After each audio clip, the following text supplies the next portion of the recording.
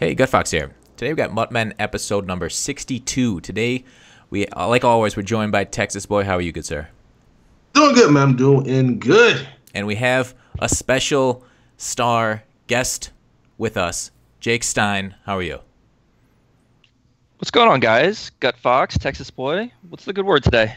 Oh, not a whole lot, I guess. Texas, anything with you? Nah, not much, not much. So Just waiting for this EA Play trip, man. Yeah, so Jake, did you know that Texas is going to go undercover to EA Play? I did not, but now I will have my antenna up. What should I look out for? I don't know, Texas. Were you going to wear like that Groucho Marx type nose and glasses? I might try that, or just if anybody's an Afro that's there, it's not me. Just so you know. Anybody's wearing a fro, that's not your boy. Yeah, that's the Colorado boy. Gotcha.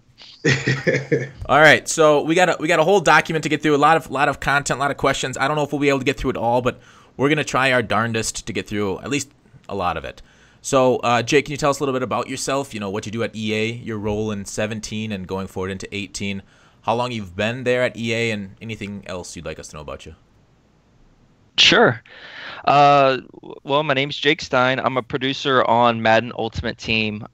For the past year and a half or so is really when I've really been attached to our Ultimate Team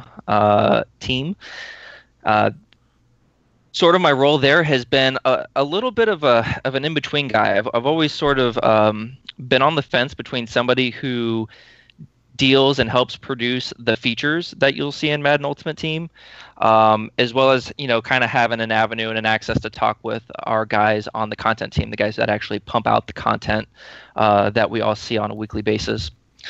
Madden 18 is going to be my 6th year. It's going to be the 6th game that I've been a part of, which is crazy because it feels like I just got out here.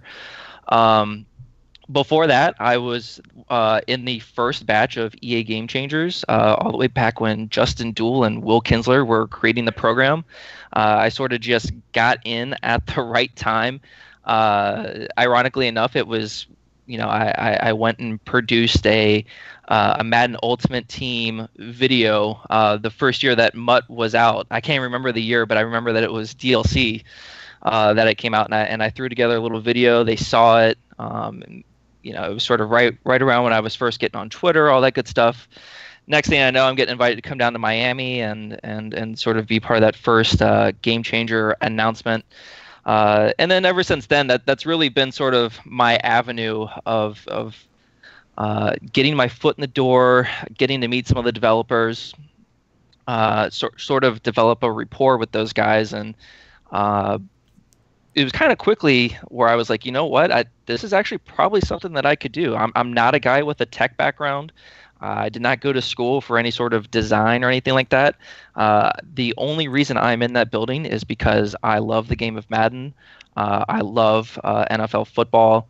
And, I'm somebody that can sort of, express their ideas in a respectful, maybe slightly different way than that they hear on a daily basis. And I think ultimately that's sort of what got me my tryout. My first year there was a 12-month contract, and then just made the most of it from there. Cool. That was too long-winded. I won't make all the answers that long. No, we like it. That's kind of like an inspirational story for anybody that kind of wants to get in the game. Just if you're that passionate about it that you can actually make it into the building and become, a pretty key figure in Madden. So I did some research on you. I saw your LinkedIn profile. It says you do whatever it takes to get the job done. What's the worst thing you've done to get the job done? And we're going to find bodies under the Madden 17 practice field. I'm not sure. I will do whatever it takes to get something done. Thankfully, I've not had to overstep any boundaries yet. I'll say. We'll see. When I'm passionate about something, it's really hard for me to sort of contain that.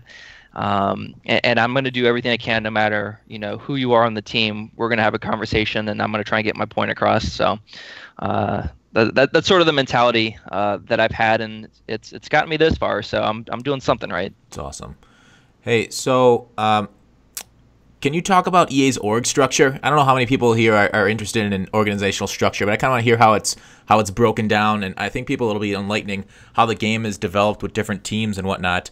Can you give us like the different branches and what they're responsible for? Yeah, it's a big team. I wouldn't even go in and guess how many people we have on the team. From a very high end standpoint, Madden Ultimate Team, or you might hear me refer it to as the digital business. We're sort of off on our own section, but I'll also say that we have closer ties to the rest of Madden than we've probably ever had before. That's something that anybody who's off in a silo, they're not going to succeed. And so we're doing a much better job of interacting with teams like gameplay, presentation, artworks. There's so many different areas that touch Ultimate Team that we need to have good connections with. So we're strengthening those on a daily basis, but something that probably admittedly so we haven't been strong on in the past. So that's sort of the world that I live in. Last year we had that new branch carved out, which was our competitive gaming division, sort of run up by Matt Marcoux.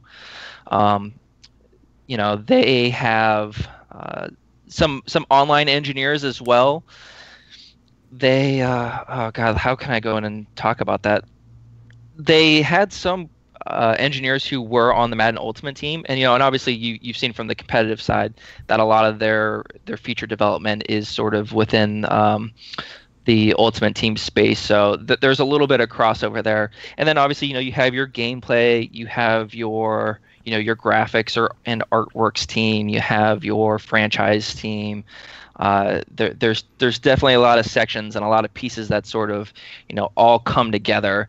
And then with something like Madden 18 with our move to the Frostbite engine, those guys have, we've sort of had an advanced team there. Those guys have been on it for at least 2 years trying to get us over in the Frostbite for this year. Oh, that's cool. That's cool. So you said it's a very large team. I'm guessing like over 100, like 200 people or more than that on Madden developing, would you think? It's definitely over 100. Okay. That's as far as yeah. Yep. That's what I feel comfortable saying. It's definitely over 100. Oh, okay. All right. Don't know. Can you who's the lead? Can you tell us who the lead of each of the branches are? Like the people who overlook each of the different like gameplay is Rex, right? Yep. Okay. Yeah. He's definitely over gameplay and sort of like as a whole for Madden, he's Madden's creative director. Okay. So he but overlooks also the whole game basically. Yes. Okay. Yep. All right. That's very cool. John White's over franchise. Tom Litchke's over Ultimate Team. Some of the artworks guys, probably not anybody that you've seen or heard from on Twitter. Okay.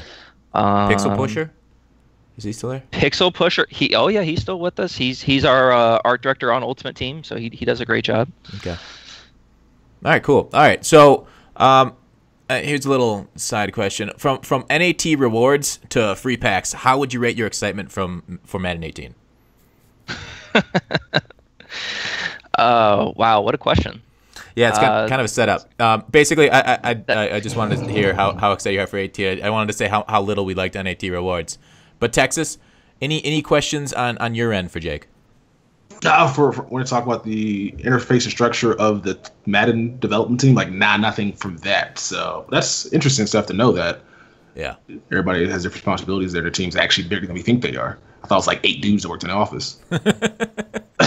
Oh no, it's pretty large, and we have like monthly team meetings where if you're not somebody who is constantly roaming the floor, it's a chance for everybody to get together and show their progress on the project. And Rex is always up there showing off the new gameplay videos, showing all the new hotness out there. It's a lot of fun, and developing a game, wow, it's such a roller coaster, man. I mean, you go from, man, we are building the best game ever. We are going to blow people's socks off. And then all of a sudden you come in, you fire up, you get the brand new build, and you're like, oh my gosh, how are we going to make this right? We just totally, took a left turn here. What are we going to do to get back on track? And it's just this constant roller coaster of up and down. Are we going to make it? This is amazing. This is perfect. These are the wow moments that, we can't wait for people to get their hands on.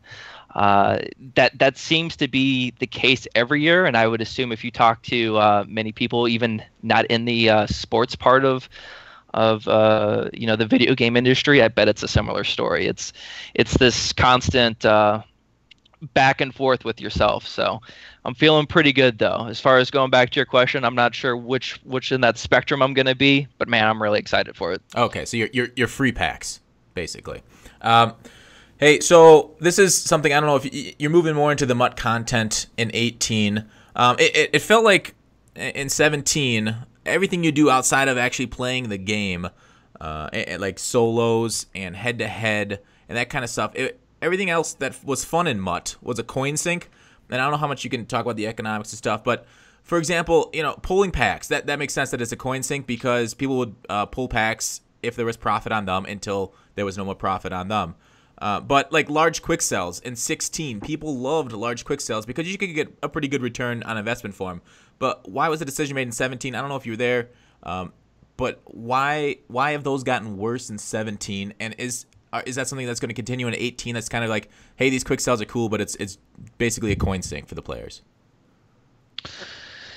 Yeah, I mean, like you said, it's not something that I personally touch often, so I feel like it would be very wrong for me to even speculate on a lot of those things. Okay. I'll give this as a general answer if there are any more, rewards questions. I'm very excited I came on here to have an awesome conversation, to hear sort of what your guys' thoughts are and to get some of your suggestions on how we can improve things for next year. But anything when talking about rewards for next year, we're very much in the infant stages of that.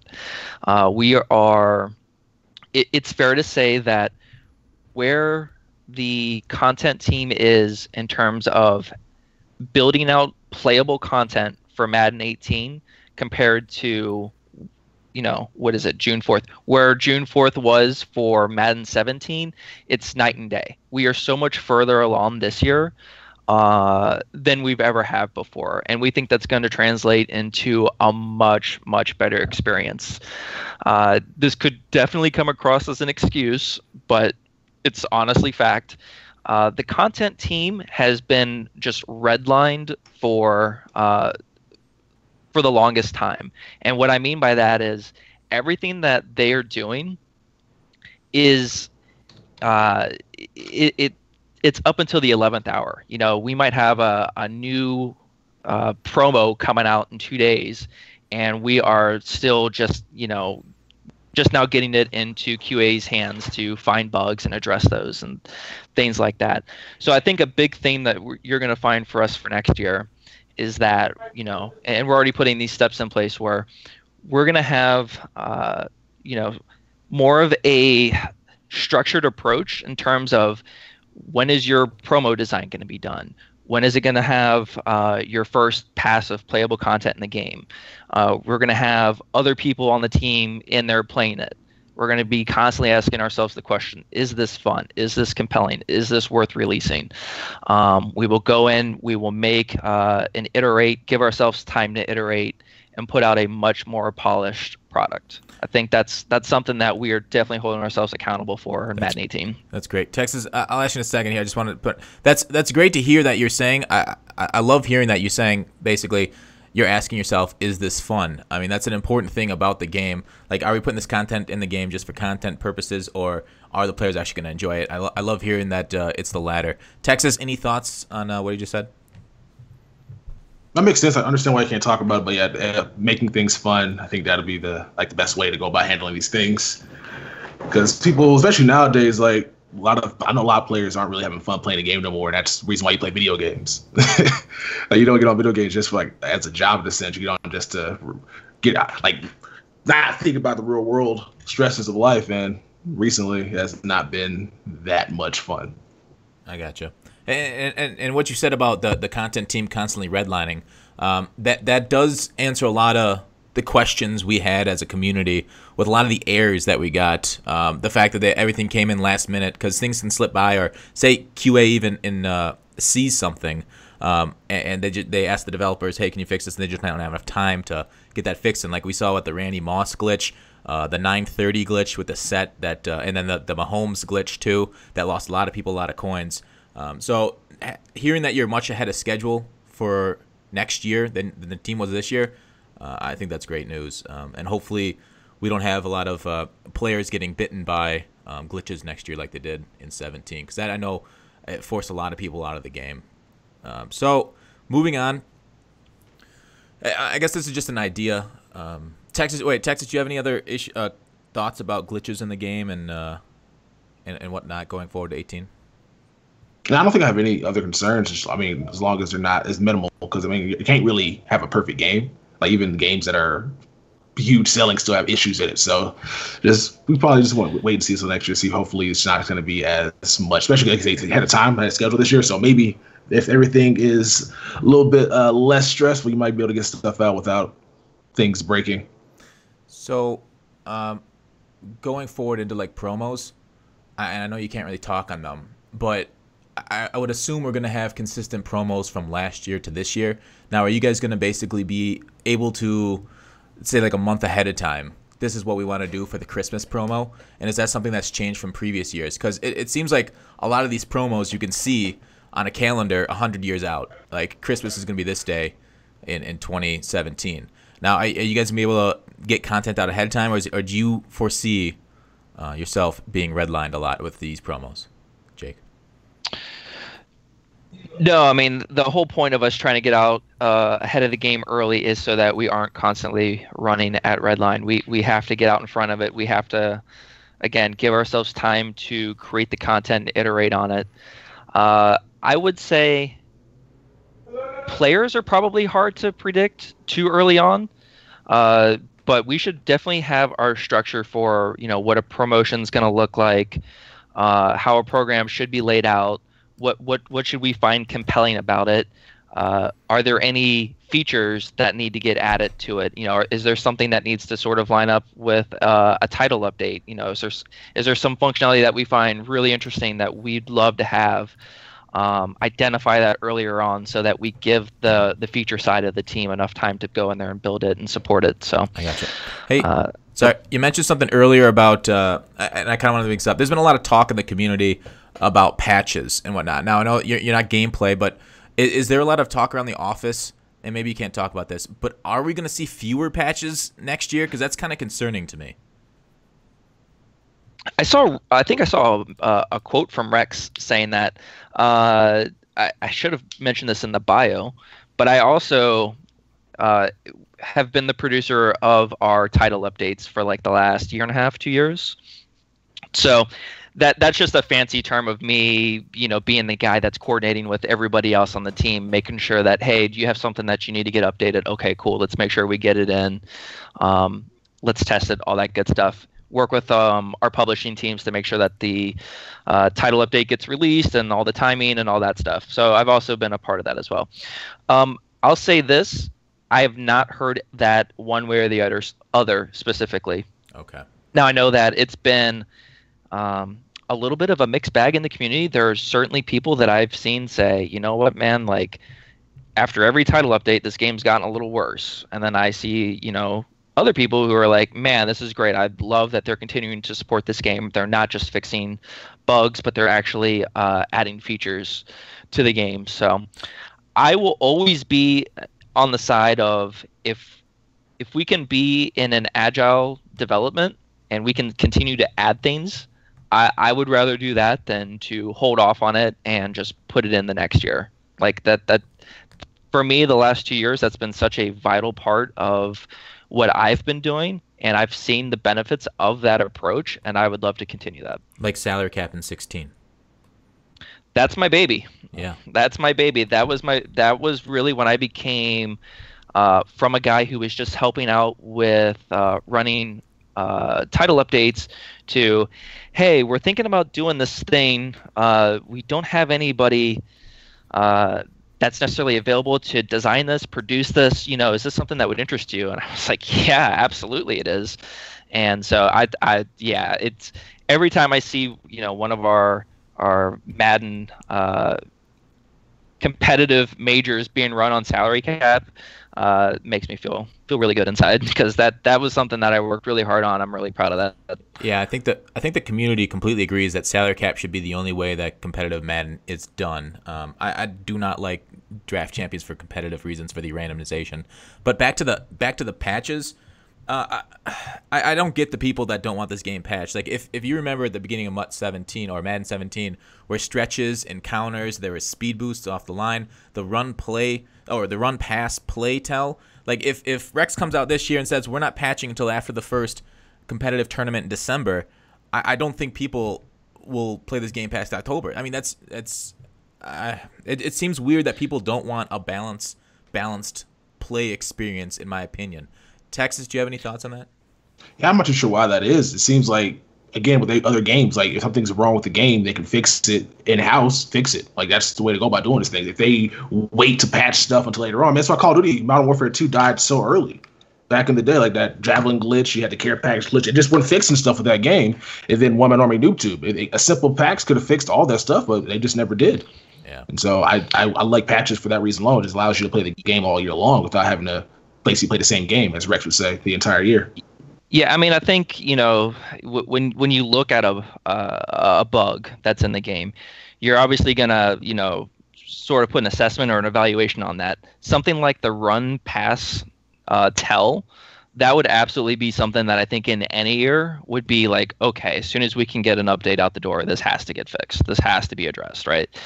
I think the spirit of what was said, or why those rumors started, or if that was indeed a Rex quote, is maybe we'll just be a little bit more strategic. Maybe we'll be I don't want to use the word knee jerk, but maybe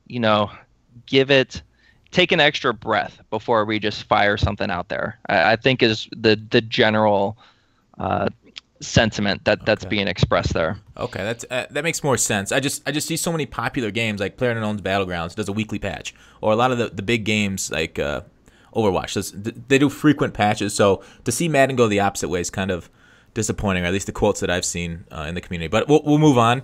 I kind of want to talk about solos and maybe what they're going to be next year. I know you can't really comment on it, but kind of maybe just some ideas. Like, do you play MLB The Show at all? I do. You do. Their Conquest mode, have you played that? I have. Okay, so like that's an interesting way. They have the risk type board that you conquer over, and I'm not saying copy that, but there's many different things you can do with solos. Like I think people like the journey because it felt like there was a story going along with their solos.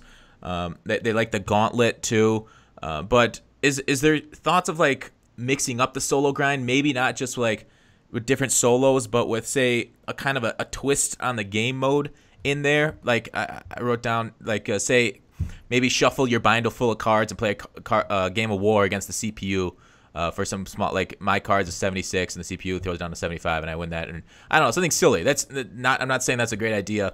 It's just something I came up with this afternoon. But is there any thought of doing more like solo, different kind of game modes that help you with the grind of CPU games?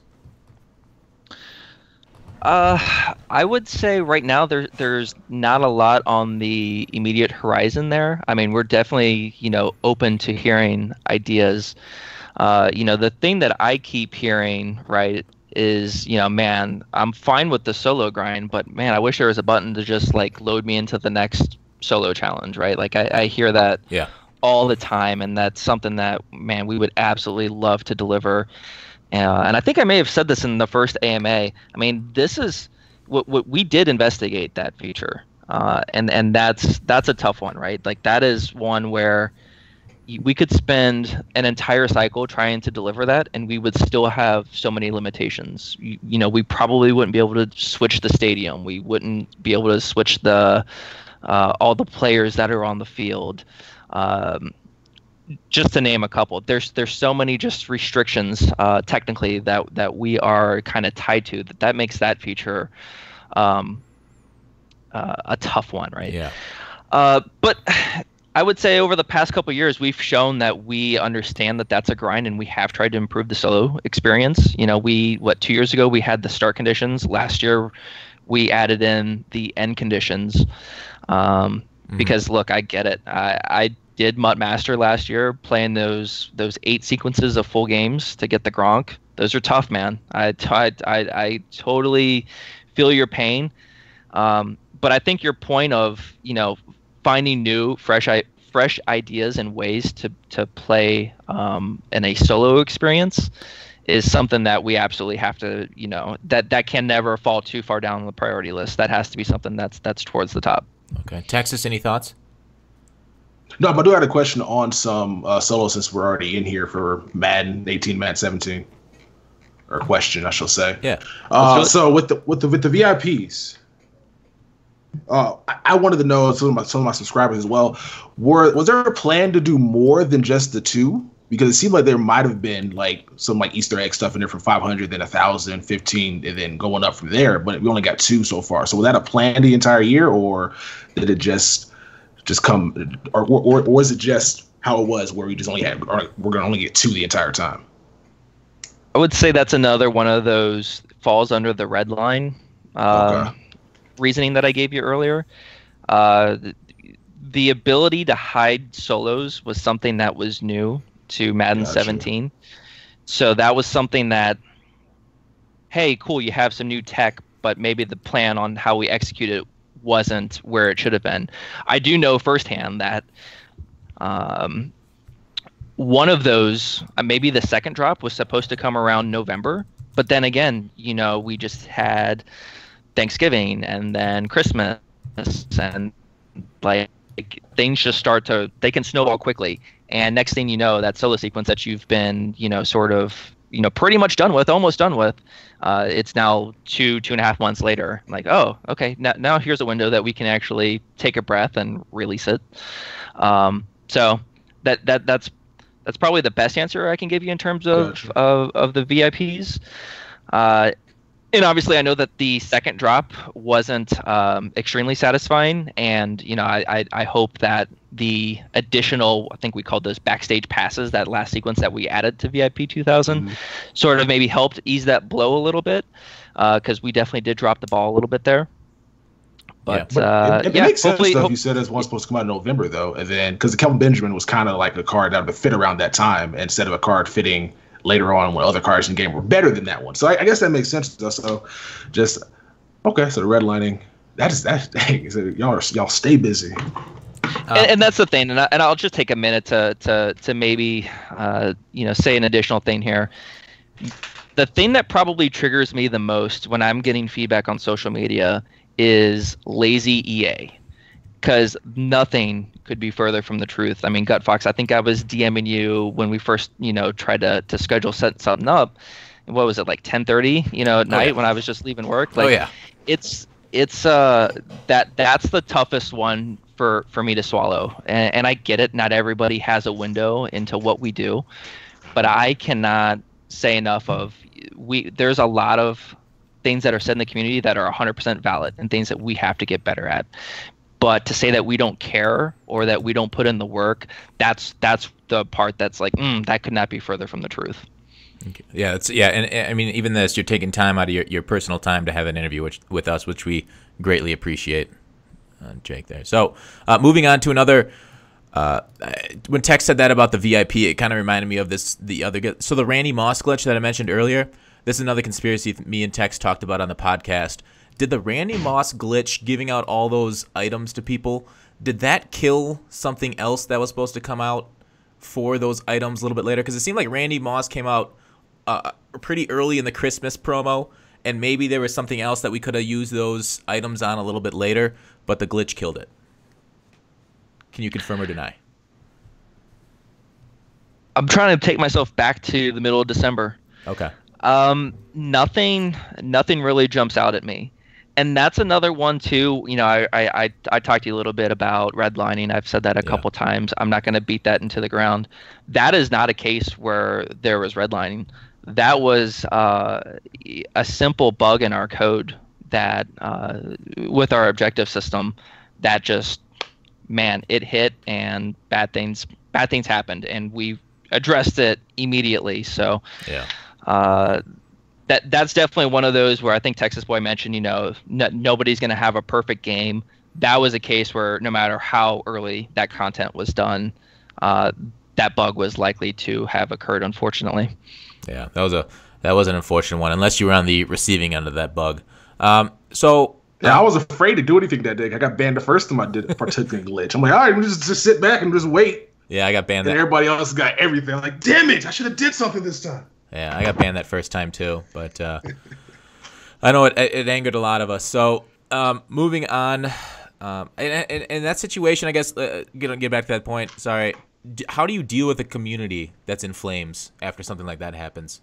What's the standard operating procedure around the EA office? Is that like everybody takes a shot at Guru or something, like kind of like a punching bag or something? How do you get out the frustration from an angry community? Ask me the question a different way. How do I personally deal with the community? Yeah, like what's the standard operating procedure at EA or you or do you have like a fall guy? Who's that said all NFL rookies need a fall guy? Is there a fall guy at EA that you guys can blame this all on? No, there's not. It's a team mentality. There's no pointing the fingers. For me, how do I personally handle something like that? Man, my first thought is to just go hide under a rock. I mean, that's there's stuff like that. That's just brutal, man. But it just speaks to the passion of our fans, right? And that's what I love. Because again, I'm still one of them. That I'm not. Whenever I get to the point where I finished the year, I've helped make another game, and then I never play that game is when I need to go find another profession. That's not the type of guy I ever see myself becoming. So it's certainly more than a paycheck and being able to tweet about something. Like I cannot express to you how much I want this game to succeed, because it's honestly, when I'm building stuff, it's like, man, is this something that I want to play at home? And I'm sure we're going to talk about it here in a little bit, but like that's how so excited I am about squads. Like, I love team play. I've missed it so much. There's nothing I love more doing than to jump on with a couple buddies and go play a cooperative team play mode. It's been a while since we've been able to do it in football, but I absolutely love doing it in FIFA. I love doing it in hockey. So much fun, and just playing that in the office. Just the simple, let's throw a 10-yard pass, and I'm going to sit right in the sweet spot of the zone, and the quarterback's going to read it right through we're both going to be looking at this play through the same ice. He's going to deliver the ball right at the same time. There's something that's so simple about a 10-yard pass, but when you do it with a teammate, oh man, it's awesome. Yeah, that does sound pretty sweet. Let's get into MUT Squads there. I think what you say that, because like it's easier to do that with a computer, but doing it and coordinating with a friend. Is there any special boost that you get from coordinating with a friend on something like that? As far as an in-game boost? Yeah, like I don't know. It sounds like getting a 10-yard in with a computer is a lot easier than getting a 10-yard in with a teammate, like you say. Is there anything that like balances that in any way? Or like basically what I'm trying to say is like how are the wide receiver defensive back mechanics going to work? Like, are we going to get Madden 16 aggressive catches versus Madden 17 SWAT? Or it seems like it's because you don't really ever see a user versus user wide receiver defensive back battle. Is that going to change, or is it basically going to use the same mechanics from the last 2 years? I would say, because this is another one where I'm going to have to give you a pre-EA Play answer. Okay. The stuff that you're going to see once the ball is thrown is probably fairly similar to what you've seen the past 2 years. I would look more for, the start of that route is really where you're going to see some of the new mechanics, both offensively and defensively. The start of the route, like, okay, like a speed boost like we had in 17. Like, can we motion snap on team play? I mean, the wide receiver can go and motion himself, and the quarterback can hike it. Now, whether or not that's going to give you a speed boost or not is another story. But no, I'm going to ask you to read between the lines a little bit here. Okay. There's definitely some new mechanics at the start of your route that's going to, sort of dictate if you're going to have success or not before you even get into your route. Interesting. That does sound pretty interesting. So yeah. Also, I think Rex also mentioned that too. I think in an iMac video he did when he released about playing MUT Squads down there, he talked about like new lineman interactions and stuff like that. So I think if you want information about that, I think basically yes is going to be the question to your answer, Gut Fox. Okay. All right. Cool. So more on MUT Squads and how it's going to play a little if we can get to it. So players on defense make an adjustment to the player they're on, and they're using and then they switch to another player and they're not the defensive captain. Will the adjustment hold for the previous player? Say, for example, like if you're on the nickel and you send a guy on a blitz and then you switch to the middle linebacker, will that cornerback still be on a blitz? I'm going to start this off by saying don't quote me, even though I'm on a damn podcast. But I'm going to say that yes. I've played a lot of squads. I haven't done a lot of that. I mean, kind of when I'm playing squads and I'm on defense, I'm really looking to go lurk the middle linebacker, or if somebody's on the linebackers, maybe I'll go jump on like the slot corner or something like that.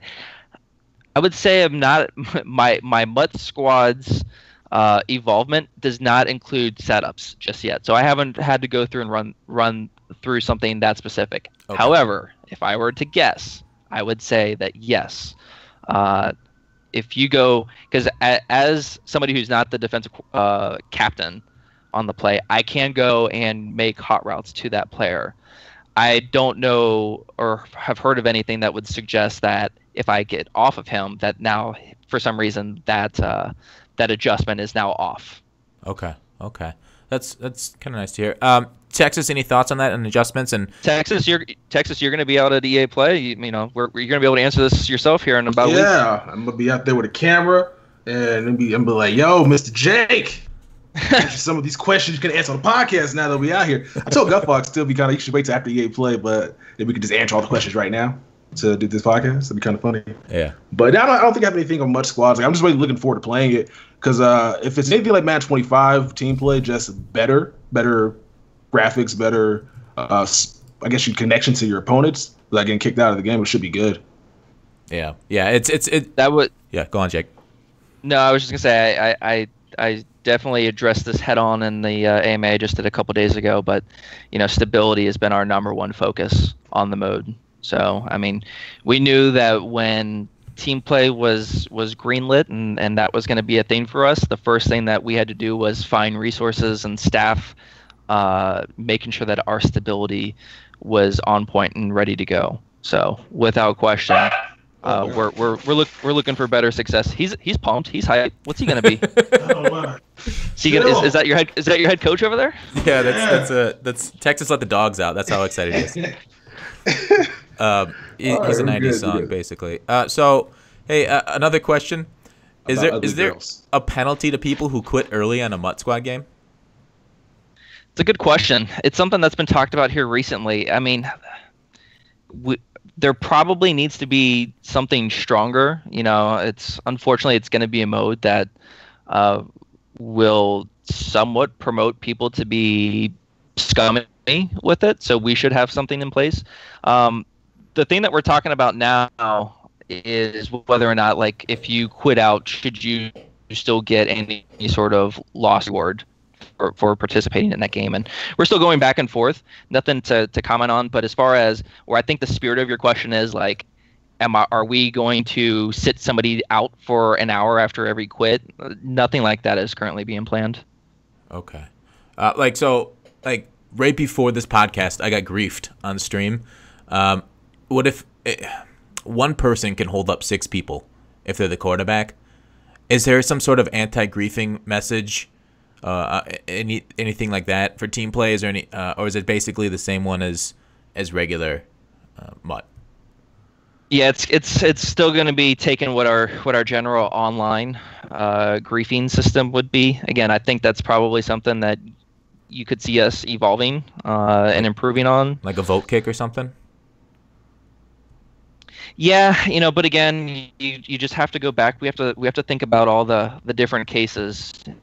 I've seen some feedback on, well, hey, what if I don't want to go 3v3? What if I really just want to go two-man, but EA is going to match us up with a third person? Well, if those two people go and just immediately kick out the third guy that came in, is that fair? Like, those are the type of considerations that go into before we just go in and implement something like that, because that's definitely the tricky part about being in the gaming industry, is having to design and plan around all the people who just are out there to be trolls. Yeah, in an ideal world, and I know this isn't really feasible for the start of the game, but in an ideal world, you would be able to match up 2v3 if you and a partner just want to play together, right? In an ideal world, I mean, it depends on who you ask. I personally share that opinion. I hope that there's a world where we get to that at some point. But no, as I've stated in the blog and on the AMAs, every game will start 3v3. Okay, and I could see it getting worse. Like, say, maybe a 1v3. That'd be pretty interesting. But I think that'd be terrible for the 3 people. They wouldn't have as much fun, because then it'd be like, I don't know. I could see that. Texas, any thoughts? No, I got another question about team play, though. I've been seeing a lot of people make a big deal about this on Twitter. So team play is just for MUT. It's not going to be for reg teams? That's correct. Okay. So that's interesting then. So if you want to play team play, you have to have a MUT squad. That's not true. That's not true, Texas. No? Yeah, no, you can be the head coach. Okay, so you don't have. I'm so confused on how that whole process works there. Did you read the blog, Texas? Let's talk through it. I read the blog, but I'm illiterate, so like it's, like bad things happen. Is that Texas schooling? Well, it's a good. YouTube. You got the right guy on the podcast. We can talk about it. I mean, he can make a video on it though. I think he said he'll talk about the podcast if I wasn't listening that well. Yeah, but I mean, like, we don't need to go over something that was in a blog that people should read. I mean, it's basically the offensive coordinator. Should read it though. Like, yeah, I mean, like, it's. Should I wait till you played it? Somebody explain to me visually. Like, the offensive captain brings their offensive squad, the defensive captains brings their defensive squad from MUT, and then the head coach just brings like the uniforms and stuff. So it's that's how it's broken down. So people, even if they don't have a MUT squad, can get into the game. And I for one think it's great that it's in MUT instead of Regs, because I think it provides more customization. It's more fun. So what's you probably can answer this. The difference between MUT squad packs and regular packs? There's probably not there has to be a difference then. Yeah. Jake? I don't think you can talk about that right now, though. Yeah, I mean, I'll give you the answer that I gave on the AMA the other day. I mean, squad packs are designed to accelerate your Madden Ultimate team. Maybe that has a little bit of of a catering towards your squads, but there's no content in Ultimate Team that will be only squads exclusive. You will not have something that says, hey, you just pulled this in a pack, but you can only use it in squads. That's not a thing that exists. Now, down the road, could we have something like a new chemistry ability that is more catered to something that is in squads? Sure. Well, that's interesting. But you can use it in your regular Ultimate Team as well. Yeah. Okay. That's kind of cool. Texas, anything else? About MUT squads. Oh, well, no. I mean, so if we have a captain, offense and defense, and let's say I'm the head coach and I want somebody. Well, I mean, I feel like the trade block's gonna be. I feel like the trade block's kind of confirmed at that point. I know you probably can't discuss that right now, but I feel like the trade block's kind of confirmed if we're gonna be able to play MUT squads. If you want to give somebody a player that you want to be able to have on your offense, otherwise, how would you be able to get that card to another person? For the trade block? Yeah, I just let trade blocks confirmed based off of MUT squads being in addition to this game. Because how would you trade a card to your offensive coordinator so you can use? Like, let's say he has everybody but a quarterback, so you give him a quarterback so that he can use somebody because he can help in games. So real fast, couple things there. Yeah. One, the trade block is still a thing. Okay. That might be your headline for the YouTube post. There it is. Clickbait. There it is. Love it. There it is. Love it. Confirmed. Got it.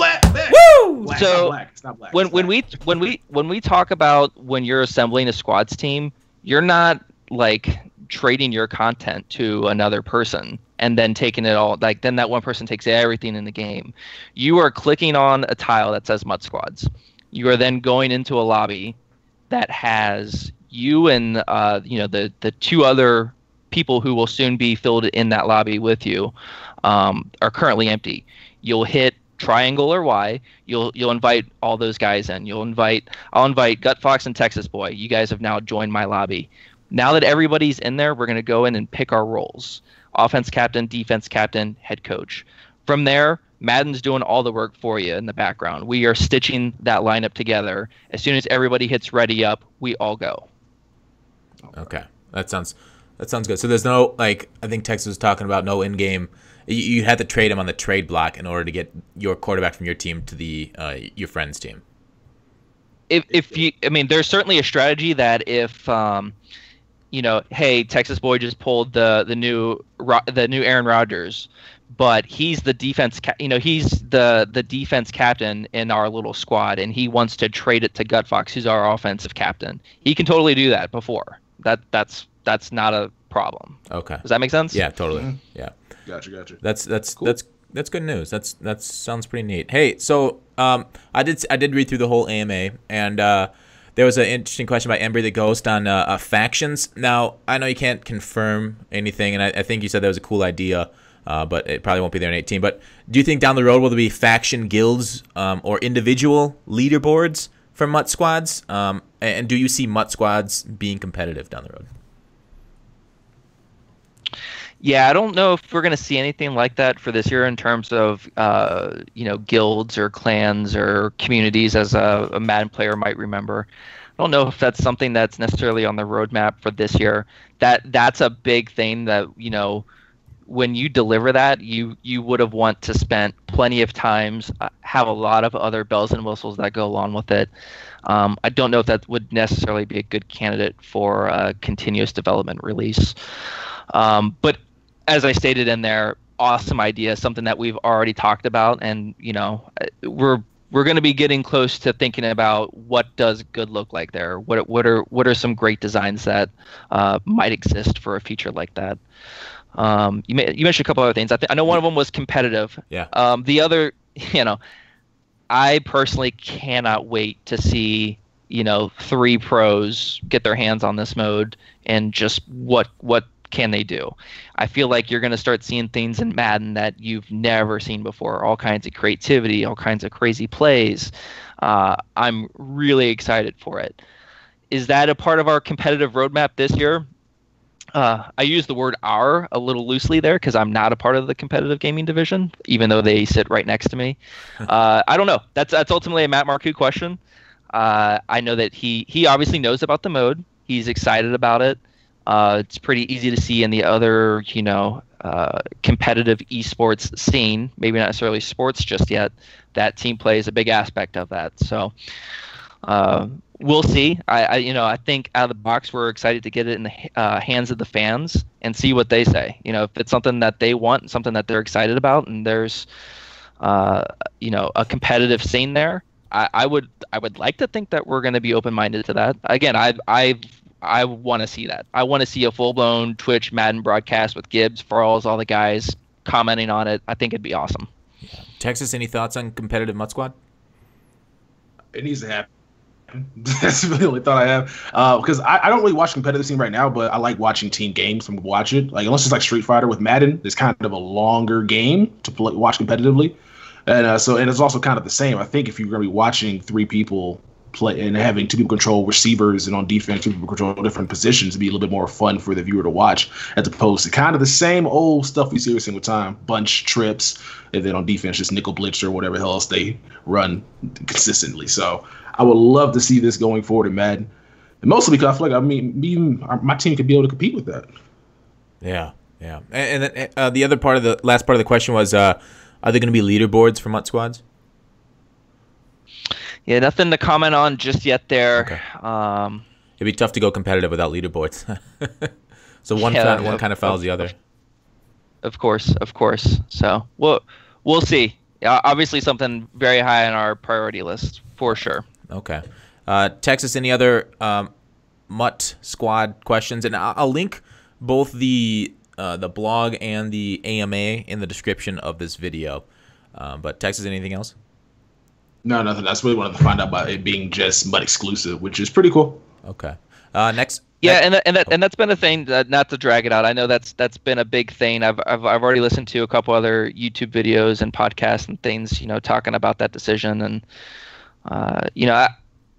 Texas, it sounds like you've played the old Madden 25. I just want to throw the question towards you. Like, was that a thing that, playing with Regs, did it get old? Well, first off, is my statement of you saw probably the same 4 to 5 teams every game accurate? Yes, because back then, but 49ers and Seahawks pretty much just teams with good quarterbacks that could scramble, and then receivers, and then running back. That's pretty much, it's kind of how it was. So I guess this guy had more spice to it. I didn't play it as much back then, 25, as I went back and did, because I just really wasn't interested in playing team play. But then once I started like getting more friends on Skype and all these guys that want to play games, we find ourselves going out and buying Friday the 13th. Or buying 2K just so we can play with each other. So as you get older, get more friends, you're like, I'm gonna play with more of these people. But yeah, so I guess this is gonna be fun for that, not having to see the same 2 teams pretty much. Yeah. I remember back in Madden 25, a lot of these Madden guys doing those. What was it, Gamer Saloon? I don't know if I think it's a website where they do the competitions. Yeah. It was always the same team. There's not the same team going against the same team. 49ers versus 49ers. Seahawks versus Seahawks. Yeah. Yeah, and I mean, for me personally, again, I feel like that those days are they just feel kind of played out a little bit. Like, it just got repetitive, right? Mm-hmm. And there's a reason why the mode was removed from the game. Yes, it had some stability concerns, but it just didn't get a ton of play. It had a niche audience that was really passionate about it. Again, I've already expressed how much that I loved team play, but that I think it would be fair to say that team play sort of out there as its own mode. And so we needed to take a couple years to go back and figure out, look, we need to bring this thing back, but we need to bring it back in the right way. What's going to be the most compelling way that's going to make it worth the investment? Because, again, team play is certainly not something that you just do in a 2-month little mini cycle where you're like, oh, cool, we've spun up team play. We just copy pasted old code back in, and oh, hey, look, it works all of a sudden. Like, no, this is a full 8 to 9 month cycle of getting this thing in the game, ready to go, polished, stable, and fun. So, how would you? What about have rewards been decided for team play? About what we're gonna get for each game yet, or is that still kind of being discussed? Yeah, again, just rewards in general this year are, I don't even know if there's any placeholder. I can tell you when you come out to EA Play next week and play it, like, I'm giving you a very simple EA Play collectible, thanks for coming. Like, I don't even want to give people any sort of idea of, all I got was this uniform card, or I got 100 quick sell. Like, I don't want to do that. Like, okay. I just want to give you something that's purely placeholder. Thanks for coming. Thanks for playing at EA Play. I don't want to give anybody even a misleading impression when they come out to Hollywood to check it out. So, nope, still something that we are discussing. We have some ideas out there, and one that I would probably be pretty excited if we were able to land. So. Let me just ask you this in general. Would you like exclusive content in squads? Yeah, why not? Across all modes. Did you squads and head-to-head. Yeah. I was going to ask you, like, did you like Tuesday night drafts and how that there were exclusive rewards in there? Yeah, I thought it made the game mode unique and a reason for people to play it. Texas? Okay. Yeah, same thing. Like, I like even with Tuesday night draft, the playoff promo, the Blitz events, all that stuff. Like, I love the exclusive head-to-head stuff you can get for just playing, and like, that's other than coins. Like, I like that stuff. So if there were exclusive rewards for playing MUT Squads and reward the guys that are playing it, I would love that. To talk real quickly about Tuesday night drafts, and the reason why I asked the question in general is because I'm listening. I may not respond to every tweet, but man, I listen, and I have a general sense of what's going on. This year, amongst other things that I got hit over the head with time and time again, was why are you making me do things without my ultimate team? Like, you guys are calling it ultimate team for a reason. So that's why I asked you the question about draft champions, and if you felt like that was a smart decision. I think I was one of those people who asked you that for MUT Master. Why were we able to be MUT Masters when we never actually had to play a game of MUT head-to-head. We could have played Draft Champions head-to-head the whole time. Or you can play salary cap though, because salary cap has the same rewards too. Yeah, but you don't. To be a MUT master, you didn't actually have to play a game of MUT head-to-head. Which that's true. That's the reason I asked. So yes, that was one of those. Anyways, so are MUT rewards continuing into Madden 18? Short and sweet answer, yes. Nice. I know we can't really something about revenue recognition. We can't talk about rewards going forward, right? Isn't that the company line that I heard from Guru? It's not even a company line. Like that's just the thing. Yeah. That's yeah. Yep. Okay. Hey, so can we expect some MUT Rewards T-shirts coming this August? Or MUT Squads. Those are kind of cool. Yeah, t-shirts. MUT Squad T-shirt. Yeah, MUT Squad T-shirts. Maybe you can find one at EA Play. Who knows? Ooh. 2X, man. Have a 2X in my size. Just set it aside. All right. Hey, so you had a little bit of a tempting tweet earlier when replied to Savage Madden about the potential FUT weekend leagues and asking you about that at EA Play about weekend leagues. You know, not that we want to scoop EA Play, but just a little. We had something similar to this in 17 with the Blitz events. Were the Blitz events successful in your mind? And will the weekend league / Blitz events be a part of season structure? I hope that Blitz events were good. That was one of the things that I was bringing to the table this past year. I love the Blitz events. Provided a lot of really cool opportunities, especially around playoff time. I know we started to do some of those where it was, we basically just dropped you right into the playoffs.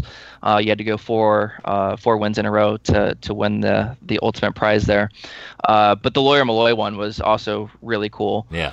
Also was right around the time where I had just had enough of all these.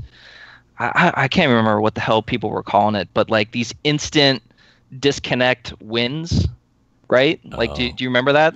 Yeah. Where as soon as you got into the game, you would take a loss. Yeah. Well, so that's what everybody called it, right? I was over it, right? Because that Lawyer Malloy one was, again, sort of one of my ideas. I was really excited for people to get it out there. We made the Lawyer Malloy numbered, all that good stuff. It was going to be a really cool experience. And then all of a sudden, in like a 6-hour window, I look at Twitter and then there's just nothing but, hey, I just had this happen to me and I took a loss. Hey, I just did. So first thing I did was immediately go to my security team and be like, find the guys who did this, ban them, they're done. So we did that. The next thing I did was say, it was actually E-Rock. Shout out to E-Rock. He was one of the guys that this was happening to. I said, hey, look, what was the guy's name? He gave me the name. We banned him, and then I reached out to him. I said, I will unban you if you tell me exactly what's going on. If you can help me reproduce these steps, because it's been a thing that people can tell me all day that this is happening, but no one's telling me how. There was a video out, right? Well, yeah, I saw a video that was posted to the MUT subreddit about like going back and forth between the screens, right? I don't even know if that was a thing. Like that might be another version of it. The one that we ended up finding and finally addressing in a title update was because of the commentary updates. People were declining the commentary updates, and after a certain amount of those that they would decline, we found a bug that essentially said at every frame in the middle of the game, the game would go and search the directory for all the commentary updates. And the longer that list became, the longer that delay started to be visible. So I would go into a game with declined commentary updates, and I saw it immediately. And there was this, and it also had to deal with putting your console in rest mode. So if you decline commentary updates, if you put your game in rest mode, all of a sudden, as soon as you went in the game, I could tell immediately. Like I was chugging at like 3 frames a second, and the game just lagged out. And then it just became what we sort of call a race condition, where the first guy that sort of was able to button out of that first and get back to the main menu was sort of awarded the win. So that's what was going on there. And as soon as I found it and was able to get some steps on it, we have some pretty smart engineers. It doesn't take them too long to pinpoint where it's happening. But that was a crazy one, man. That one just wrecked me. Yeah. I don't even know if I answered your question anywhere in that whole thing. Yeah, I mean, you did. When I asked you about the Blitz events, were they successful? You said, yeah, you really enjoyed them. And I think Texas Boy just mentioned, and I really enjoyed the Blitz events too. And yeah, favorite time of the year was around that time. Yeah, I agree. And the potential, I think Texas even said before, he played more games of the Blitz events than he actually played of MUT head-to-head all year, right? Yeah. That's dope. If there's a track record of like how many games I play, I was doing every Team of the Year one for the paid and the tickets. Like I just enjoyed it. So subs did as well. Just hop on stream and just play those games, 4 games, and you're done. Like that, I like that aspect of it. That's awesome. Thank you. Yeah, would love to do some more of those. Yeah. As far as weekend league goes, again, I'm going to give you the pre-EA Play answer. And when you take a look at FIFA, it's not hard. What is this weekend league? Because I don't know what that is. Yes. I have a problem of doing that and assuming people know what everything is. So for FIFA and weekend league, they have 2 mini tournaments during the week. I'll air quote tournaments. They have these little knockout events, which for them means win 4 games in a row. And if you can do that, you have now qualified for the weekend league. During those 2, I think Monday and Tuesday, and then Wednesday, Thursday, they give people 8 opportunities to win 4 games in a row. So if you can do that, you've now qualified for weekend league. Before I talk about weekend league, the other way on FIFA that you can earn entry into weekend league is through their seasons play. So if you make it to their top division, and I think you have to I'm trying to remember the soccer term, maybe hold at the top division, you've now also earned access into that week's weekend league as well. So what is weekend league? Well, once you get in there on FIFA, they give you 72 hours to play up to 40 games. It's not like one of our events in Madden where we say, hey, you get up to 3 losses and then you're out. Like, no, you get 40 games that you can play, and the goal is simple. Win as many games as you can in this next 72-hour period. And then from there, they have, tiers of rewards, anything going from like bronze 3 all the way up to elite 1. And then on top of that, they have a top 100. So if you are somebody who has, if you're in the top 100 of all the players in weekend league that has a high enough win total, you've now just gotten even better rewards. And just sort of the general sentiment across all of FIFA is FUT Champions or Weekend League is the place to earn the best rewards in all of FIFA Ultimate Team. So again, when you hear all that, it's pretty easy to take a look at that and see why that would be successful for them and why players would be excited to have it in Madden. Yeah. Is there about that, you said we'll learn more about that at EA Play, but is there thoughts between balancing the head-to-head rewards and solo rewards? So Madden generally rewards you better for playing solos and achieving solo milestones and whatnot. And head-to-head, it's kind of what the mode's geared towards. Is there a thought about balancing out? You did a lot of this with the head-to-head All Madden first Super Bowl guys, but is there more thought about balancing the 2 rewards? I just want to be clear with your question. You're saying that you feel solo players have the better reward structure? Yeah, on per time spent in Madden, I think you are rewarded more for grinding solos than you are for grinding head-to-head. Like a head-to-head game can take 30 minutes to 40 minutes, whereas solos, you can turn out quite a few solos and get much better coin rewards during that time period. Interesting. I don't know if I completely agree with it, but I think in spurts that might be true. But I think consistently, especially if you're a high level player who just lives in that all Madden tier, I would think that your gross would be more playing that way. But regardless, balancing the 2, it's a tough thing, man, because there are so many players. and this is going to probably open up into just a deeper Ultimate Team issue, is it's really hard to create content that appeals to everybody. In fact, it's impossible to do that. Yeah. We have way more players that play exclusively offline than we do online. I think I mentioned earlier, you might have mentioned earlier, I'm the furthest thing from an economist in terms of Ultimate Team. But when I go and I get like, hey guys, I'm not that smart, but just give me like the rudimentary, reason, like what's your mindset or thought process for rewards? And the very basic thing that I get is, we're going to reward you on time spent and skill displayed. And so for me, I was part of the team that brought back seasons in Madden 17 when we had to when we brought that back in a title update. Nice. That was probably the most that I was involved with in terms of rewards. I was putting together proposals and going back and just that constant back and forth. But that's really where, again, why divisions mean so much in seasons. You're now showing skill. You're showing that you can stay up at that upper level, and you've obviously shown time. It's going to take.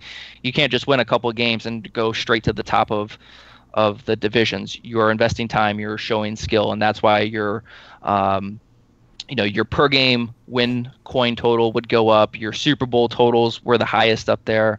As you mentioned, that's where we're throwing the exclusive elite non-auctionable players up in those tiers here the last few weeks. Yeah, I get what you're saying. And you're right about the hard to please everyone with content.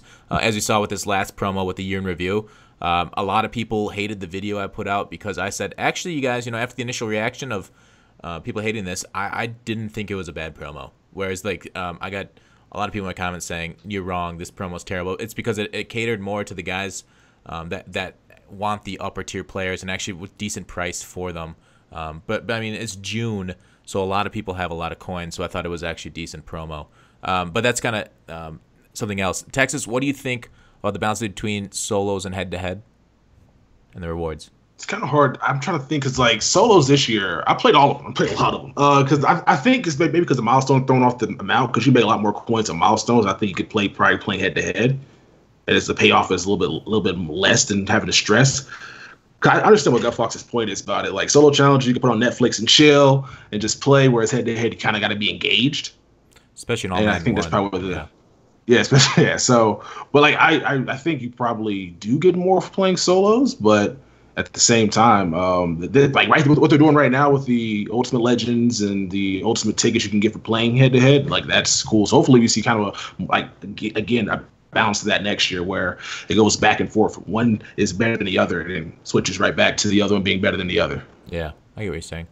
Jake, we've had you for over an hour. Can you stay along, or do you got to get to bed here a little bit? Let's keep going. Okay. All right. So about that head-to-head versus solos, I have an idea for those head-to-head players. Instead of giving like one player, if you win an all-man first Super Bowl or all-man second Super Bowl, because people end up stacking up a few of that same player and they're just kind of sitting in their binder, what about something like a token? Like if you win an all-man 1 or all-man 2 Super Bowl, you get a token, and then you can use that token to put into like a new set that maybe refreshes monthly. Or if you don't want an NAT player, you can quick sell that token for like 25,000 coins as an extra reward. So it balances out, and you can choose what player you want. Say if you already got a quarterback, you don't need another quarterback, but you can choose like maybe a running back that you want, an NAT top tier running back. I don't know. That's just an idea. What do you think of that? What if you could choose your reward and you didn't have to deal with sets?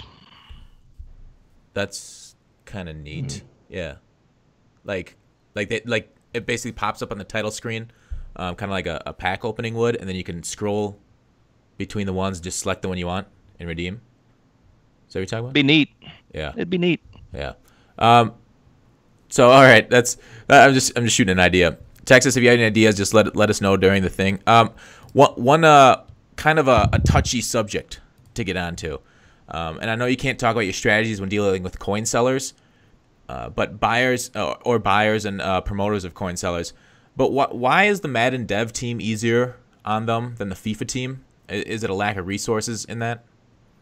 It feels like there's a lot more coin selling in this game than FIFA. I mean, FIFA used to be really bad, but they've cracked down on them in recent years. Yeah, I don't have a lot of insight into what FIFA does. I can just kind of give a little bit of insight on, what we do. We certainly have a security team, and they have trends and things that they are monitoring, as well as some other strategies as well. So it's hard for me to comment on, like, are we stricter or more passive than another team? I can tell you that anytime something like that comes up, it's very much a black and white issue. And if you're caught doing it, it's a clear terms of service violation and you're banned. So, yeah, it just seems, not to put it on blast, but so Rex tweeted the other day about, it's been about a month ago, maybe. It just kind of stuck out to me about GPH. And because GPH does coin selling, and then they're really good friends with it. How do you see it? You used to be blackballed by EA if you were coin promoting. Now they're kind of working more with YouTubers that are doing coin promotion. What is loosened up at EA? Have you guys decided to embrace more of the community than kind of shun it in that sense?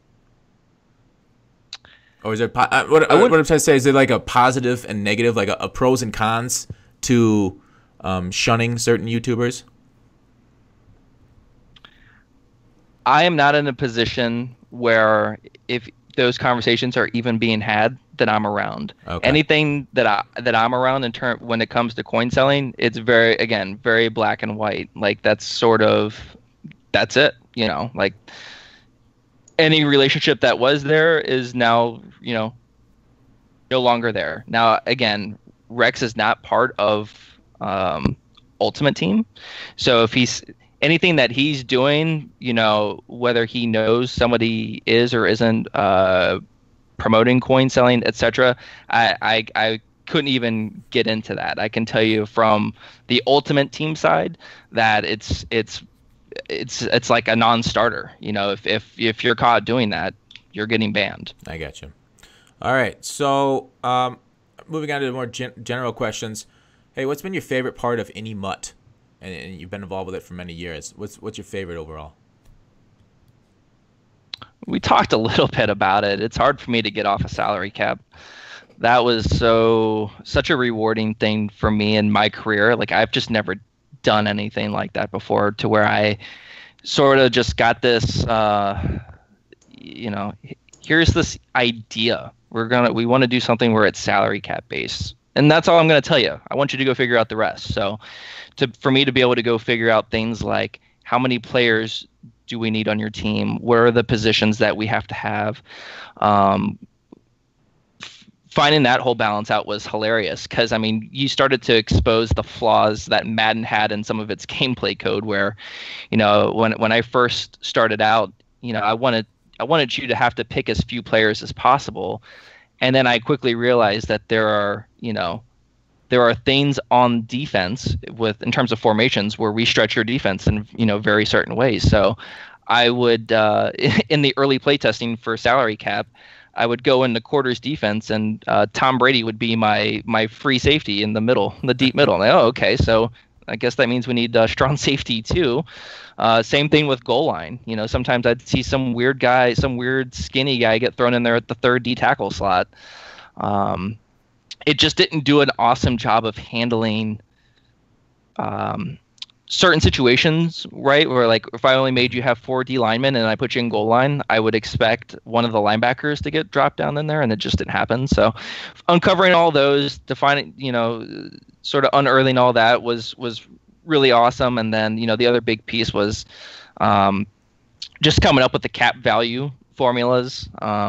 Those were all things that I was, again, it was so far after launch and with so few resources that I got to do a lot of that, a lot more than I probably typically would. So salary cap for me is always going to hold sort of a special spot. I got you. That makes sense. And that first, I'll say that issue with players coming into weird spots, it does allow you to put in, like, say, earlier this year there was talk about having Freeze Dion or not freeze DM, but the Ultimate Master Dion at wide receiver, and it just imbalanced the game because of the way you're able to short your depth chart. So that's still an issue in MUT. But as to the salary cap overall formula, why is that different than the overall formula for regular cards? And do you see there being a melding of those two where the overall actually matches how much the salary cap is on a player? Match. That's an interesting one. I don't know if it'll ever match. That's really loud. What was that? Texas boy? Sorry. That's a motorcycle outside. You know how they are. Military out here driving through neighborhoods loud. Man, I'm trying to do a podcast here, people.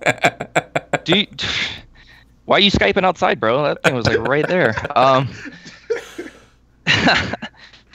Well, I just lost my train of thought. Oh, so cap value. I'll go back to where it was in 16. In 16, I said, all right, I'm going to completely just throw that out, and I wanted that cap value to represent the true power of that item. And again, it was sort of me in a silo. There was no competitive gaming division. I certainly bounced it off of people on gameplay, but I went in there and sort of just threw what are the most important things for each position, and then threw a weight at them, and then I would run the numbers. That didn't look good. Let me go back and tweak this. Let me go add this piece to the formula. How do I get more separation in this areas? Things like that. So that's kind of how I attacked it back then. The best way to answer the second part of your question will be for me to maybe hint at the direction that we're going in 18. And I'll say this: +1 Bay is dead. Oh, Texas. That's what's up. +1 Bay is dead. You say it again. +1 Bay. +1 Bay is dead. +1 Bay is dead. I'm trying to get a soundbite, Fox. You're cutting them off. Dang it! All right, I'll let him do it. +1 Bay is dead. Awesome. That's that's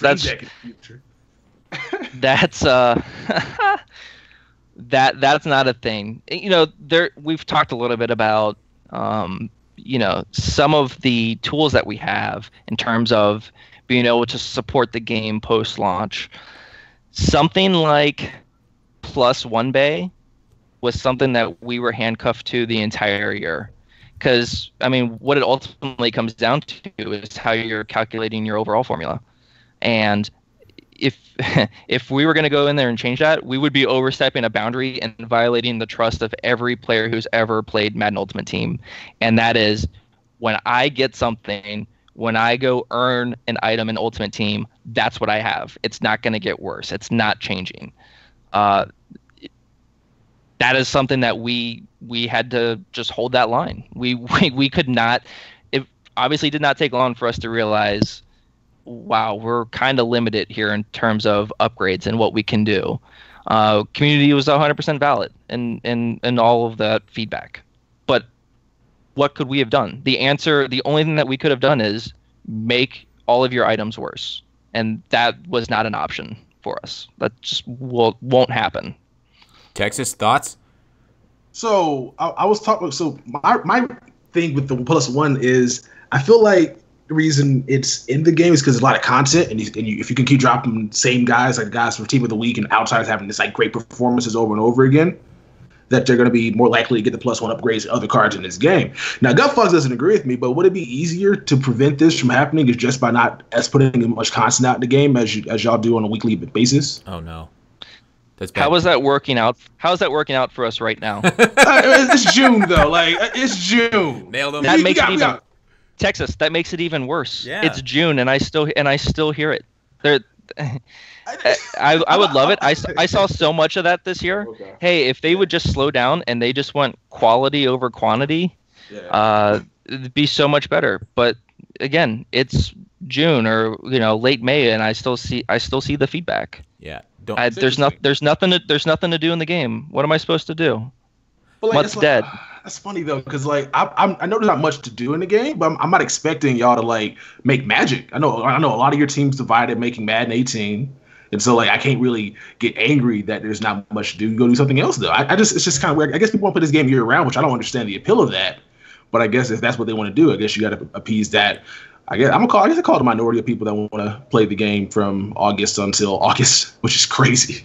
Yeah, Texas. So I mean, here's the thing, and Lord knows I'm probably going to get in trouble for going this deep into it. But when we're going and deciding on upgrades, we're for the most part, because I'm just now starting to get a little bit of a taste of this myself as I'm trying to transition more into the content side of things. Is we might have an idea of what that overall of the next upgrade should be, and as I'm going in, okay, cool, I want to make this guy 3 OVR points better.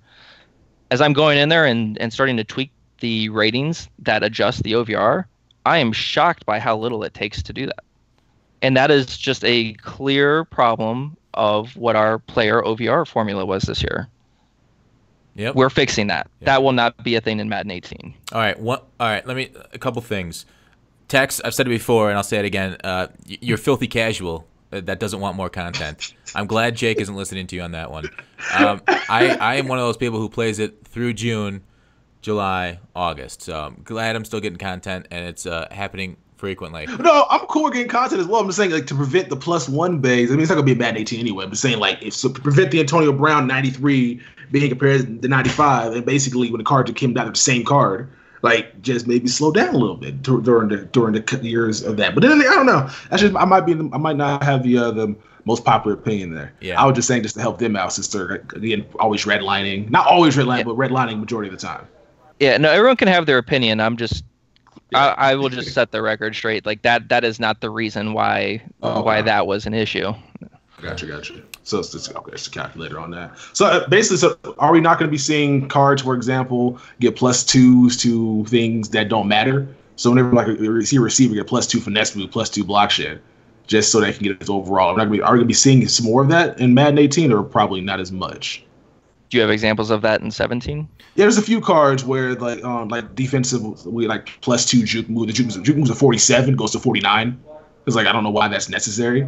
So there's a few examples of cards right now that I can't think of the top of my head right now. Who came out recently?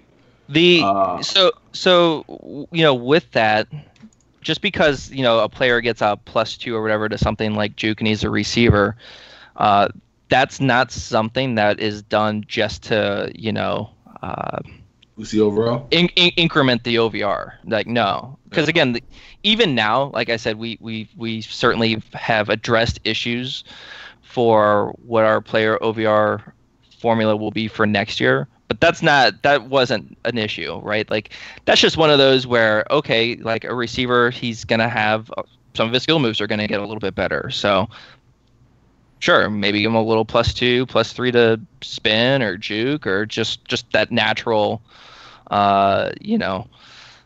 next upgrade for the item. But I wouldn't say that's done just to increment the OVR. Because there's no. Yeah, go ahead. Yeah, because it doesn't affect the overall at all. No. Yeah, no. Those don't go into the overall formula. Gotcha. It's just weird seeing cards that are not really good have in those particular attributes to get like +2s and 3s when it's not gonna matter that much to it. So yeah. Texas, let me steal something that you brought up in a podcast before, and are flashbacks gonna actually be flashbacks this next year? Ooh. Like, so when you get a card, like Texas, I'm gonna let you handle it since it was your point originally made. No, you got it. You're better speaker than I am. You got it. I said it twice so far. Yeah.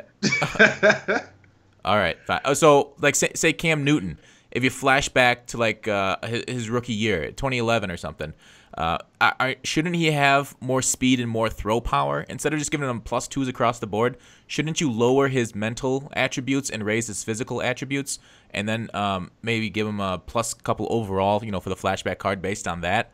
And so when you flash back to somebody's older card, instead of just giving them +1, +2s across the board, actually increase the attributes that they would have had increased back in the day.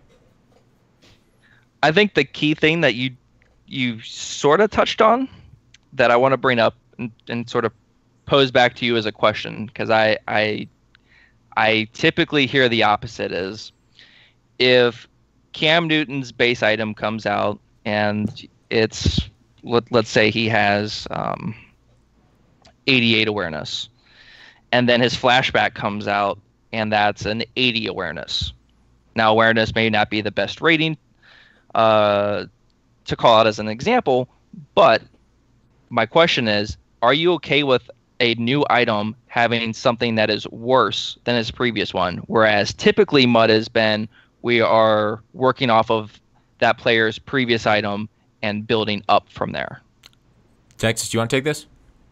It depends on the card, though. So, like, if it's a Team of the Week upgrade, I'm fine with it. But if you're going to do a flashback or a throwback, or even, like, for example, the Legend, like Randy Moss's 2003 Legend card in Madden is slower than his Ultimate Legend. It makes sense because obviously the Legend card should be slower depending on the time of year it came out. But if you want to make Randy Moss's 2003 cards compared to his Ultimate Legend from the Patriots, the Ultimate Legend one should be slower because he was not faster when he was with the Patriots. He was slower, technically, based off of stuff, based off of speed being decreased after all the injuries and wear and tear. So either I don't mind if a card comes out that's worse if it's a trade-off. So if Cam's faster, has more throw power, but his accuracy is lower, it's a trade-off. I might want to go with the guy that has a little bit more accuracy. But just in general, when it comes to cards being able to come out, if we pay a little bit more attention to cards of a younger years. So Randy Moss's 03 card has 98 speed, but he maybe not have the greatest catching, stuff like that. And Randy Moss's Ultimate Legend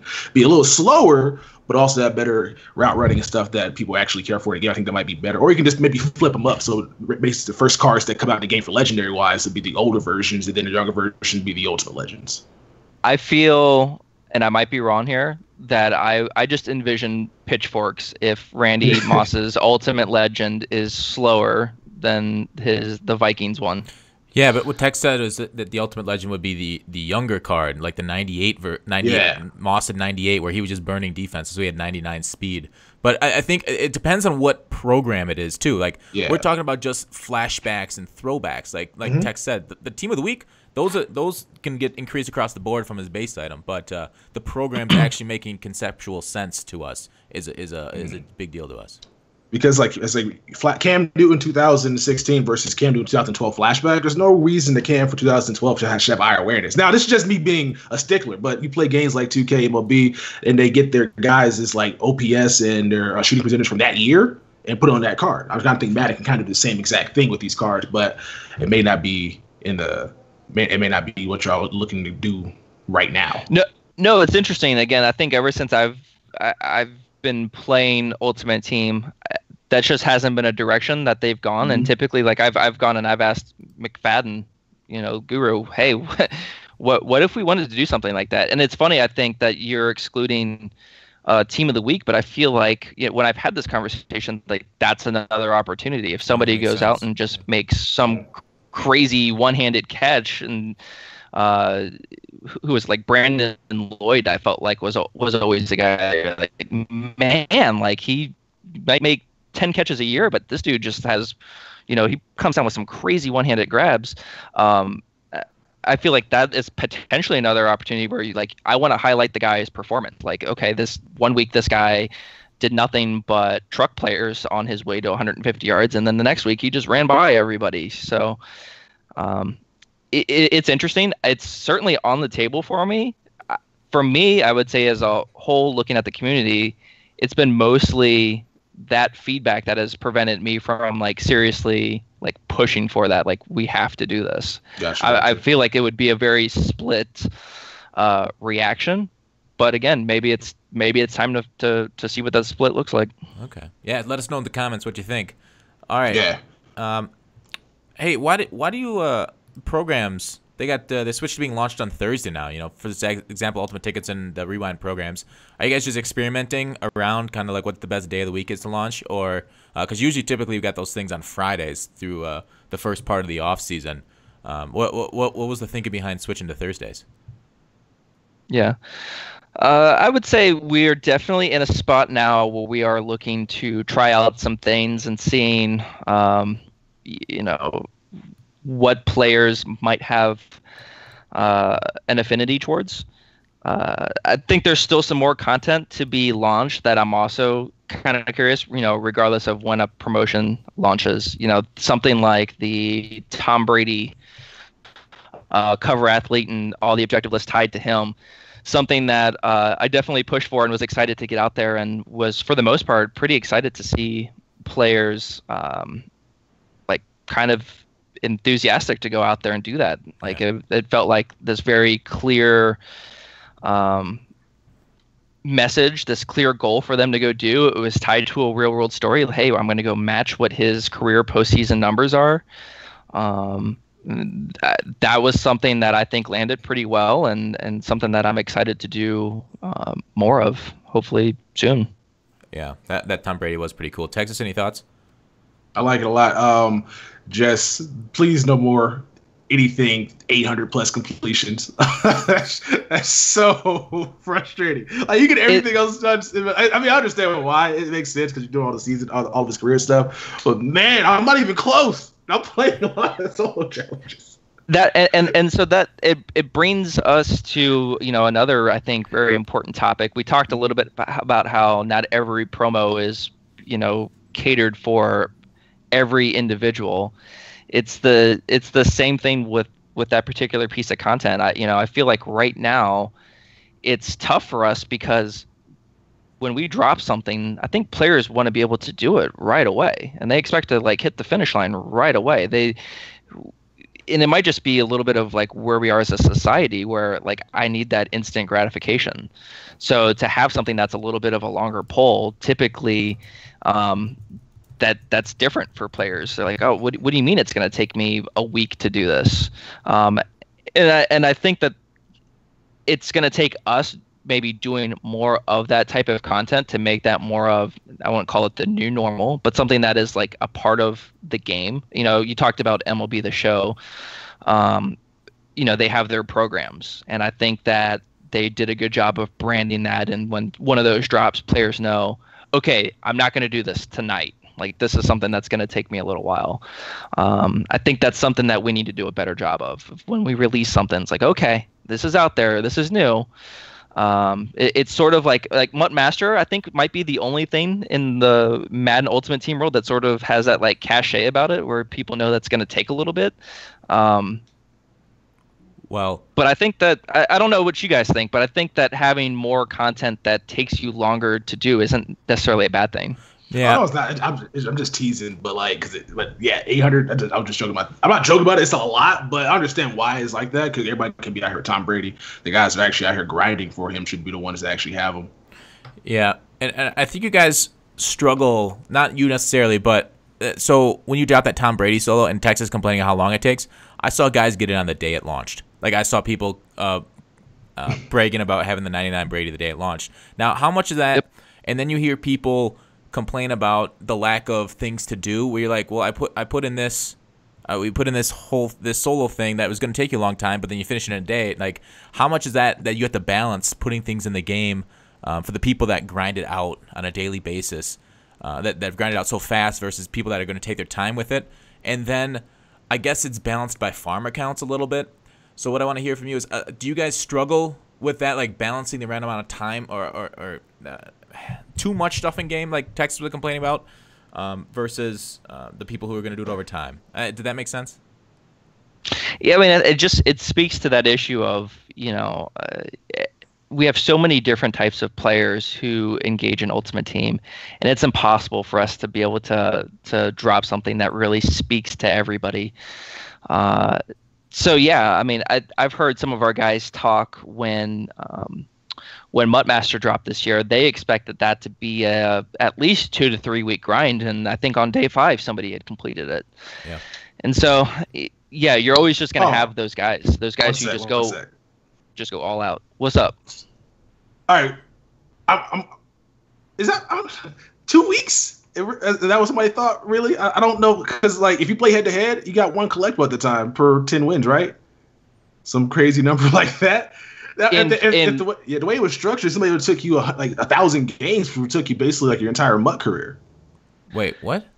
If I recall it launch, again with no head-to-head seasons, we had the head-to-head events. Yeah. So yeah, the only way through MUT head-to-head was winning a lot of games to get one of the competitive badges. But if you played in salary cap or draft champions, I think they were more readily available there when we first launched. Okay. I just find that weird though that they thought it'd take that long when it took. If you were playing head to head, it would take you probably till now to get it done. If it was the same incentive structure. Oh right, yeah. Got it. Yeah. So sorry. Yeah, sorry to cut you off. But also talking about instant gratification. What do you guys? Why do you guys keep doing that login reward system? Are you guys going to keep it for 18, where basically you tease players like Landon Collins, and then he'll be available 100 days later? Is that something you guys have found success with, or what's the community reaction that you've seen from that login reward system? Yeah, I think that's one of those where there's kind of two tails of the tape. The community sentiment has clearly been that they don't love it, and I completely get it. From like an analytics number, I know that our login numbers are up. I think the bigger takeaway here is we need to do something that doesn't just encourage you to come in, log off. Cool, I got my logins, I'm out. We need to do stuff that gets you still engaged into the game. Come in and actually play Madden Ultimate Team. So I haven't heard anything specifically about a very similar daily collectible for Madden 18, but I think the general concept is likely to be evolved. Okay. So like get a pack a day or something that you can provide that instant gratification to players. Like you log into the game and you get a pack, something like that. Well, I think in this might just be me speculating, but I think the big reason why it's such a negative reaction to the community this year was how late in the year you would actually be able to go get a Landon Collins, for example. I feel like if you were to do something like that at the beginning of the year, probably not as many negative reactions to it. That's just my guess. Don't have no idea if that's true or not. But again, I think we sort of realize that it's not just about, hey, we want you to come in and log in to Madden Ultimate Team. We want you to stay and engage. We want you to have fun. I don't want that to be a chore for somebody to just log in to make sure that they get their bonus. So there's some things that some other games are doing that not even necessarily sports games that we're taking a look at. I would expect that to be a concept that has evolved slightly for Madden 18. That's really great to hear. And Texas, I'll ask your feelings in a moment. That's great to hear what you had to say about the login reward system, because I agree. It kind of felt when you put that into the game that you did just see us as analytics, and that your logins are up because of it. And it didn't feel like, how did I put it? I put a video on it. It didn't feel like responsible game development. You guys didn't put in something that's fun. You guys just put in something to bring us back in order to show off that you brought in more people that are logging in. But after a while, we're just going to be like, well, I'm not actually having fun with the game. I'm just logging in to collect this reward and coming back. It felt kind of like we were just kind of on a treadmill, I think I put it. Texas, what are your thoughts on the login reward system and any improvements that they could have? I think I'm not a big fan of it, but mostly because I feel like they dropped it into the game too late. I feel like if it was dropped into the game towards the beginning of the year, it'd be probably better received because it's already in there. There's something extra on top of already what you're doing. But I didn't like the logging on for this many days and to get a certain player, especially it's free player obviously, but especially towards the end of the year when people were probably not to be like as engaged. I feel like if you did from August, September, and like during those months, it'd probably be pretty cool. Cause other games, like I know Supercard does that. Supercard, even MLB The Show does that login bonus, and it's just every 9 days you get like a pack, or it's a pack, right? They give you a player every day and then a pack every player every day. Yeah, a pack. Yeah. So like there's a little bit more just like in the game as opposed to kind of like being a promo in a sense. And along those lines, Jake, I want to hear your thoughts on the loyalty rewards that were put into the game. Why did you make us do a couple hours of solos per week in June to show our loyalty to a game when we've played it throughout the whole year? Fair question. It kind of goes back to trying to continue to bring content into the game, and I get it that there's other ways to potentially measure loyalty. It's another tough one to answer, honestly, because again, it's being called loyalty for a reason, and we talked a little bit about RevRec already. So okay, I'm gonna skirt around this question a little bit. Yeah. But I hear you. If there are other things that you have ideas on, I'm totally down to hear it. Would you say that MUT rewards you for loyalty throughout the year? Yes. I would say that's accurate. Okay. Yeah. Texas? Okay. But it does that as well. But earlier in the year, y'all did something as well where y'all retroactively gave us rewards for solos and shit already completed in the game. So, right. So like, I guess there's different ways you can do stuff like this. I don't mind the solo really. It just takes a while. But if you're doing something else like trying to get that Brady, it kind of makes it cool. But I think if you drop solo, I think this past week it was actually pretty cool because y'all dropped some solos for us to play, just to get some more coins as well as grind out Brady as well as get these loyalty badges. So it was much better this second week than it was the first weekend. Cool. Good. All right. So next up, circling back to this, what's the one? I think I can guess team play, but what's the one thing you're most excited for in Madden 18 besides that? You took my out. What am I most excited for? I'm excited to prove people wrong. I think a lot of people are throwing dirt on Ultimate Team, and the people who are still involved with it. We've made some slight tweaks here and there. I think we're taking a much more. I talked a little bit about how it's not healthy for different areas of the entire game to be in silos. I think that there's an argument that the people on Ultimate Team had a little bit of this silo going on this past year. And another thing that we're quickly getting away from, there's going to be much more teamwork, much more, again, of like an organized structure. So again, I've talked a little bit about how we're holding ourselves accountable to certain dates and making sure that we have content ready earlier than ever before.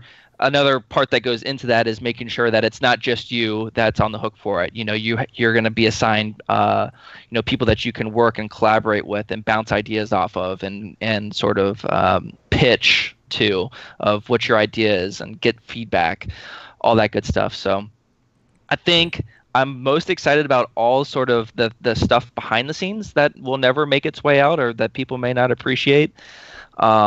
Because if I'm going to attach my name to anything, I want it to be successful. That's just the pride that I have as somebody that's working in that building.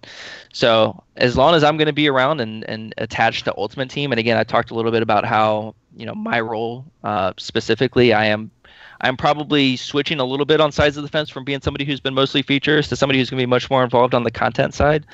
I'm excited for the features that we're building and the approach that we're taking to this year. That's great to hear, because we did see Toke, and a lot of people have said Madden 17 and the MUT content was the worst that they've seen. And do you think a lot of that comes from people just being in the mode year after year?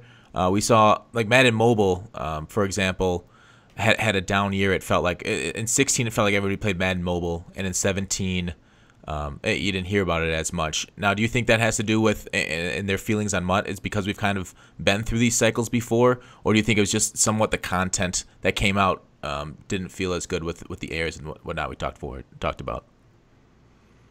Yeah, I don't know if I would, be good for me to speculate on all that. Okay. I would just say that for us, we had some things that, if we could go back and do over, we'd probably go back and do over. Not launching with seasons or taking as long as it did for us to get seasons back into the game being one. Talked a little bit about our OVR and plus one bay. Those are just two small examples. Well, they're big examples, but those are two examples of things that we are immediately going to be better at going into 18, awesome, amongst all the other things that we've already identified. So, again, I'm definitely excited to get back into the groove of things that weekly, that MUT week as sort of we call it. which also means real life football. Lord knows I'm excited for that to come back. Texas, any thoughts on stuff going forward to Madden 18? Are you excited for? Yeah, nah, just gotta wait and see. Gotta wait and see. Okay. I usually try to hype myself up because the key to happiness in life is manage your expectations. All right. So, Jake, what do you think is the biggest challenge for MUT going forward?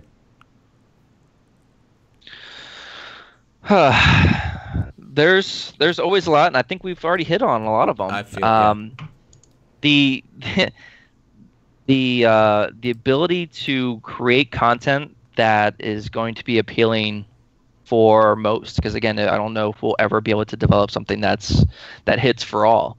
I know that when we develop, some of our big programs, we absolutely try to keep that in mind of the different types of players. If you're this type of player, we think that you can reach this level of the program, and if you're somebody who excels and is somebody who's really into Ultimate Team, you're probably going to reach this level. We do keep that into consideration, but again, it's really hard to speak to everybody at the same time. So I think that's a big issue that we have to continue to find ways to get better at. Communication just in general. A big part of Ultimate Team is still just teaching players, what is this mode? Why should I be excited about it? What are the cool things that you guys have to offer in here? That will continue for us to be a thing that we have a lot of eyes on and a lot of focus on. And then that sort of even just goes into our weekly content, even for the engaged players. When we drop something new, we have to make sure that players know what that is, why it's cool, what's important, why should I be excited. Those are all things that we definitely have areas of opportunity there. Yeah, that's an amazing point, because we used to get blogs the night before content released, and that hyped us up. Now, do we stop getting blogs because like you said, it was redlining, and maybe they wouldn't get out the content that day, so they had to maybe push it back a day? Why did the blogs stop for a lot of that? Because a lot of us got really hyped the night before a new promo. You saw a lot of market activity with people selling their teams to buy into the new promo, but now it's just kind of like, we get it at 9:30. It's plopped upon us, and there's no hype for that. It's there. There's the hype for the first 10 minutes. You see that, but it's not like the extended hype that we used to have. Why did blogs end? When would you say the last blog was released?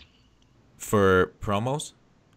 Yeah. We just had the Reddit blog for this last promo, but we went. No, that was for the MUT Squads. The last blog. Texas? I'm thinking back.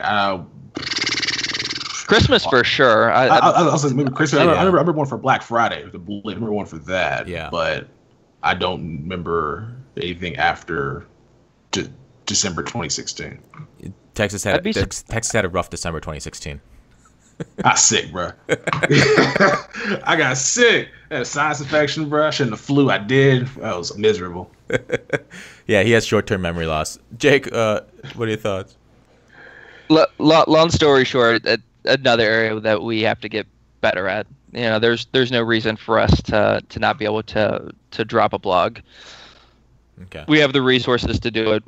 We're gonna get better at that. And you have community members that would even write it. Like, if you send it to a lot of the game, like a game changer, I'm sure a lot of them are happy to be involved. Like, hey, this is kind of what it's like. If you talk to them, they'd write the blog. There's so many people that have put out so much content on MUT.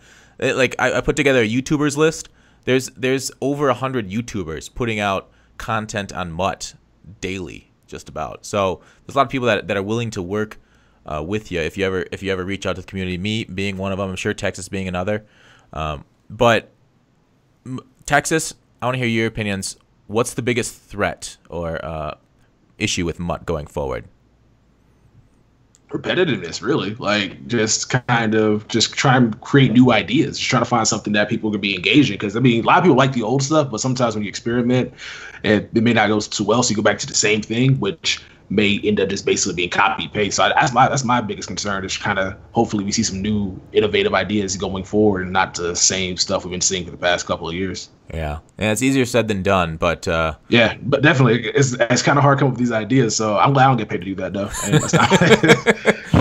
Jake, we don't envy you. It's a big responsibility for sure to find something to be you know, courageous enough to do something differently that may have worked in the past, and take that chance of, you know, hey, is this new idea going to land or not? That, yeah, it's a big responsibility. Awesome. Yeah. All right. One thing for me in Texas, kind of selfishly, how do you think we could influence things for the majority of the casual gamers? You know, since most of these things this year have been based around competitive gaming, and that feels like such a small portion of the Madden audience, but it seems Madden 18 is moving much more towards catering to the competitive gamers. How do the casual gamers, kind of like the guys that are really into MUT, maybe the intermediate gamers, we spend a lot of time in this game, but we're not really into competitive Madden so much, but as in just kind of like our team. How do we help influence that? And a lot of this is for the community too. Is it Twitter, just talking to you guys, giving you feedback, or what's the best way of doing that, influencing for that kind of stuff? Before we get into that, let me ask you a little bit about what are the things that you're seeing, or that we've either done in 17 or that we're talking about in 18, that make it seem that we're kind of all in on competitive?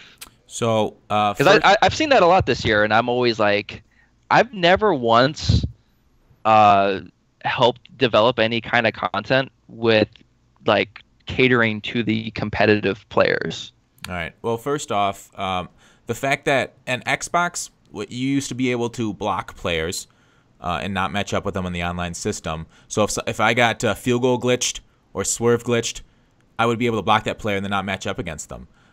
Because the competitive players complained that this hurt their matchups at the top of the leaderboards for salary cap, I could see them getting rid of that matchup, that block thing for salary cap. But for the rest of us that don't want to play against field goal glitchers or those kind of the players that dashboard us, not being able to block people and not match up with them. Like I lost a game against a field goal blocker on stream.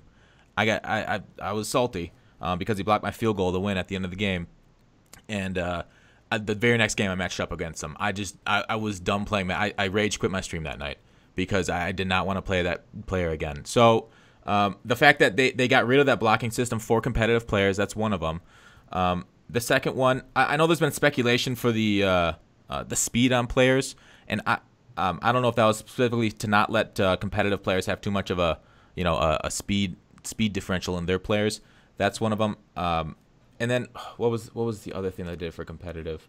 And not police. So Matt Markow came out and said we're policing the online leaderboards for field goal blockers and glitchers and dashboarders. And then when pressed, he said we're not doing it for the MUT head-to-head ladder, only the salary cap ladder. Because in his defense, that's all he cared about.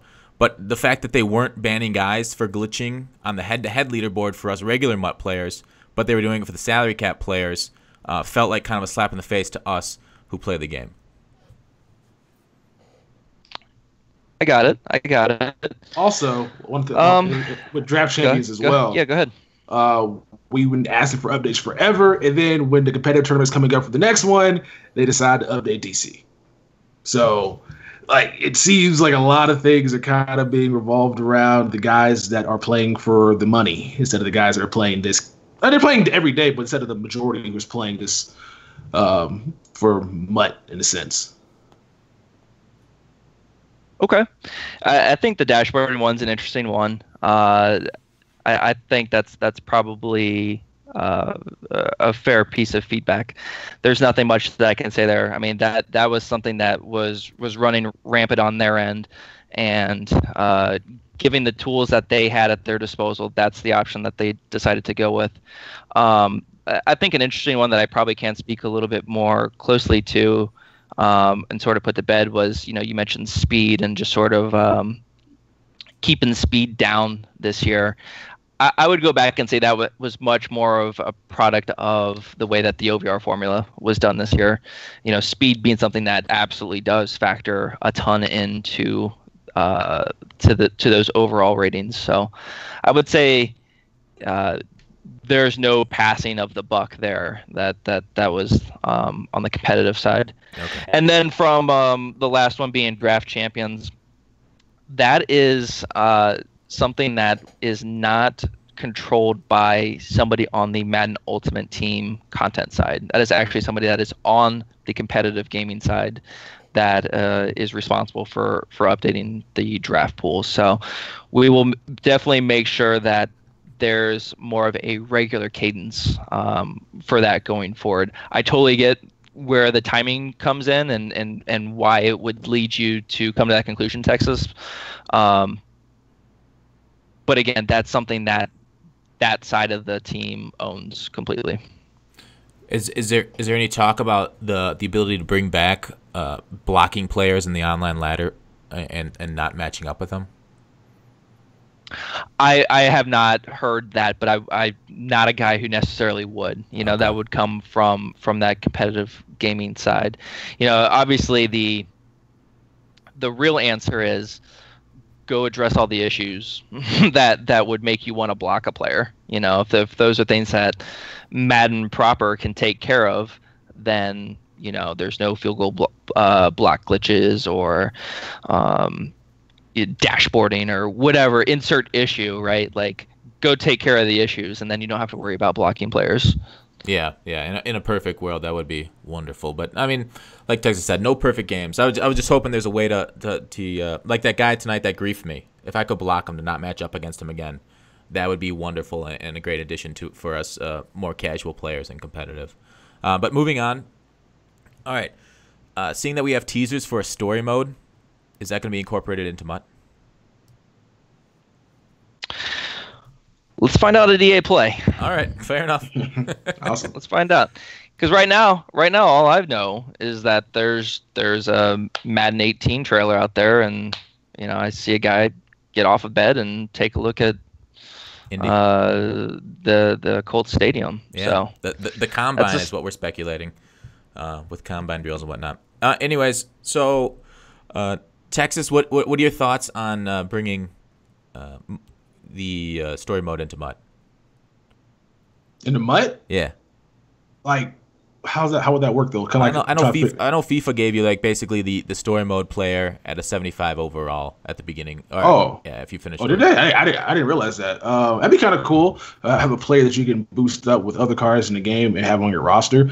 My guess is they probably have to have a max cap or max overall until later on the line. So it may start like an 85 overall max and go when the other cards start getting higher, then start going from there. I would love to see something like that, just to get us playing all the other franchise modes over here in the game, just playing one. It gets franchise guys probably in the MUT, gets the MUT guys in the franchise, and it's a win-win for everybody. All right. We've held you for a long time. Maybe one or two more questions, Jake? Let's do it. All right. Hey, so unlimited binder space, is that a possibility or is it technically infeasible? I think that we value performance, online stability and performance so much that giving somebody just unlimited probably really hinders our commitment to that space. So yeah, because somebody's going to probably try to have 3 million items just to say they have it. We've talked a little bit about how, there's all different types of players, and yeah, somebody would have some crazy item number in their binder for sure. So not something that's currently being talked about. But yeah, again, I think the higher that number goes, the potentially less snappy your online experience becomes. Yeah, we have been dealing with a lot of crashes in the binder this year. It's kind of like you get to a point where it slows down a little bit. You're like, oh crap, I got to back out quick before going back in. So I can see that where you're saying that. Texas, any thoughts on that?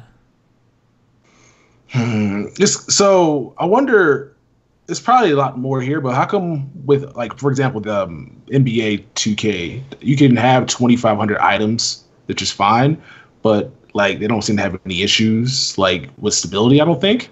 So is it just 17 or 1,200 just a good number, or is there a reason why it has to be between 12 and 17? It's not a question that I'm technically up to speed on in terms of if that's the sweet spot. I know that I was excited for that number to go up this year through MUT Rewards.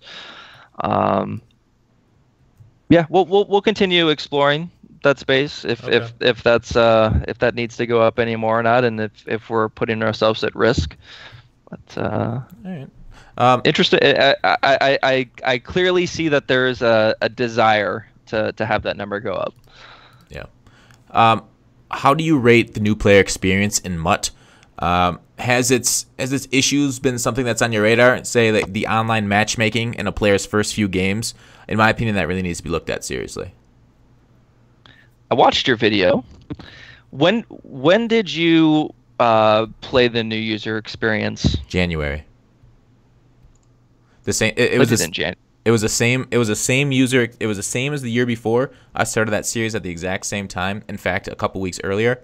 And the year before that, I had been going against bronze, silvers, and gold teams through my entire first. You're talking about in 16? Yeah, in 16 the year. Yeah, so I started it this year in 17, mid-January or maybe January 10th or somewhere around there. And in 16, I started it in late January and played those games.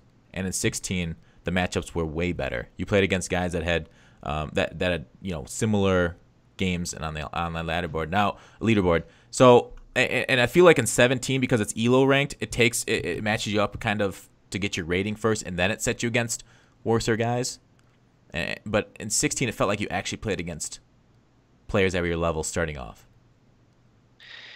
Yeah, so some things changed. I'm not even going to ask you why you started in January. That's somewhat irrelevant.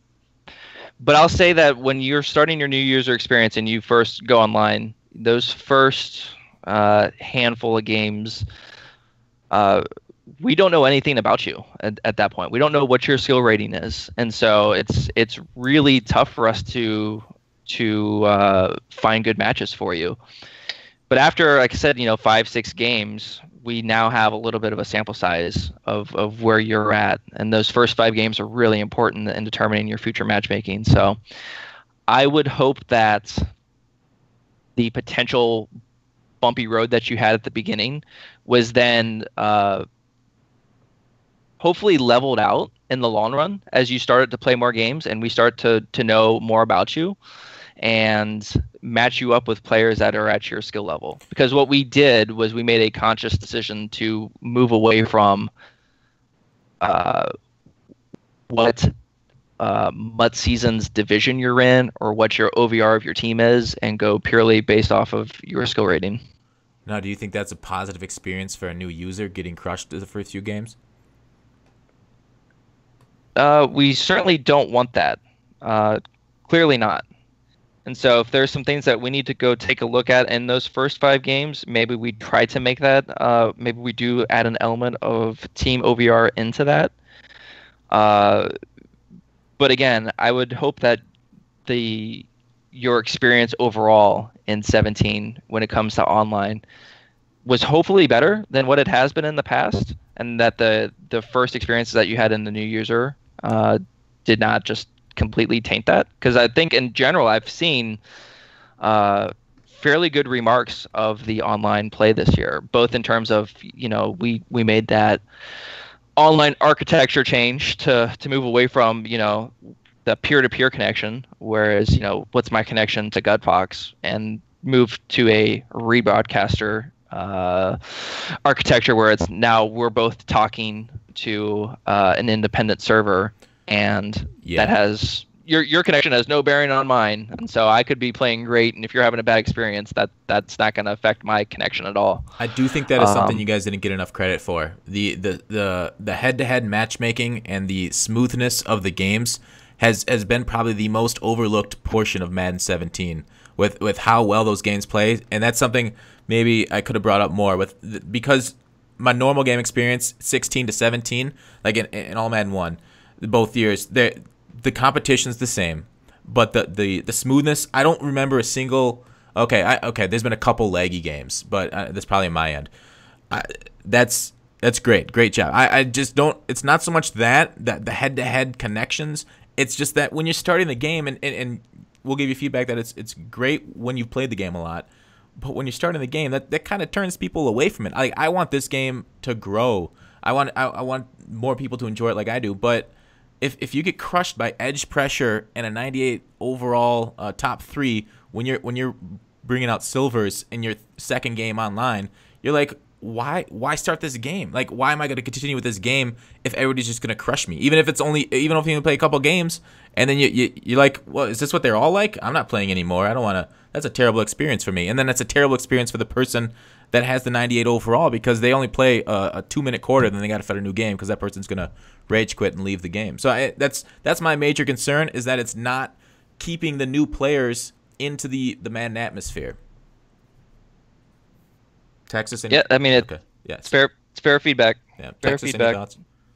I mean, a lot of my subs who get the game around Christmas kind of had that same issue where they get into matchmaking, and I can't play this game. I just had to go play Draft Champion. So I don't know. So is there a reason why they choose ELO rating instead of going based off salary cap to have more appropriate teams matching up, or is it just ELO is just the best way to go about handling the matchmaking? Because what happens, and I've seen guys on my Twitter feed, I think Savage Madden even being one of them, he goes in there and he expects that when he puts an all bronze team to get together, that he's now going to start playing against worse players. Mm-hmm. He's way more skilled than that. Like, that just because he's intentionally putting bad players on his team has no bearing. Like, he could still probably go destroy somebody with that bronze team. So we just started to see way too much of that, way too much of, especially in the old seasons mode, where people would intentionally derank to start playing against worse competition and still rack up wins. We just felt that this was a better way to go. Okay. I think in general we were happy with the results. Now, obviously, there could be areas where we have to go back and reassess certain situations. Maybe that was a great experience for people who played the new user flow when the game came out, because you are the first piece of that matchmaking rule is to try and find other people who are also in that same sort of we don't know much about you window, and match up with you there. But as with all matchmaking modes in all games, we can only define that that level of granularity for so long before we start to open up those matchmaking windows. I think it's equally unfair to have Gutfox sit there for 10, 15 minutes waiting for a match, trying to find somebody who's also in that new user piece of the flow.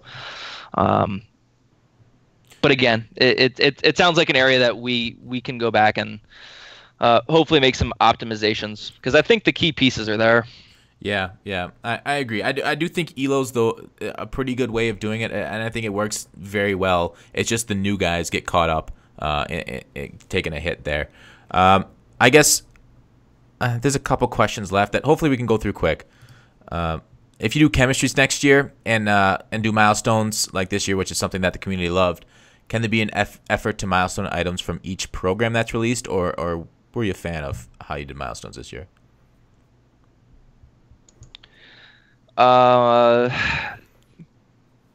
Definitely happy with the success that Milestones has had in 17. I would love for that or something like that to come back next year. Well, let me ask you this: when Milestones are done well, what does that look like? And what are some cases where we've maybe not given a particular program some love this past year? So I think Texas is kind of into these milestones more than I will, but I would just say sometimes you milestone some programs that only had a couple cards ever sold. What's like maybe a signature card or something? Or Texas, do you know what? What's that? When SIG packs were not super expensive to get, like Harrison Smith had one. So basically, what my idea for great milestones would be guys that aren't technically great already. So I don't when y'all milestone the Ultimate Legends, I was like, no, these cards are already good. We don't really need milestones for these. When you guys milestone cards 93, 94 overall with that extra Chem, I think that's where we're getting to good territory, because those cards are actually getting upgrades to compete with those newer cards over here in this game. Like when you milestone Paul Krause, it's like, yeah, okay, he's already good.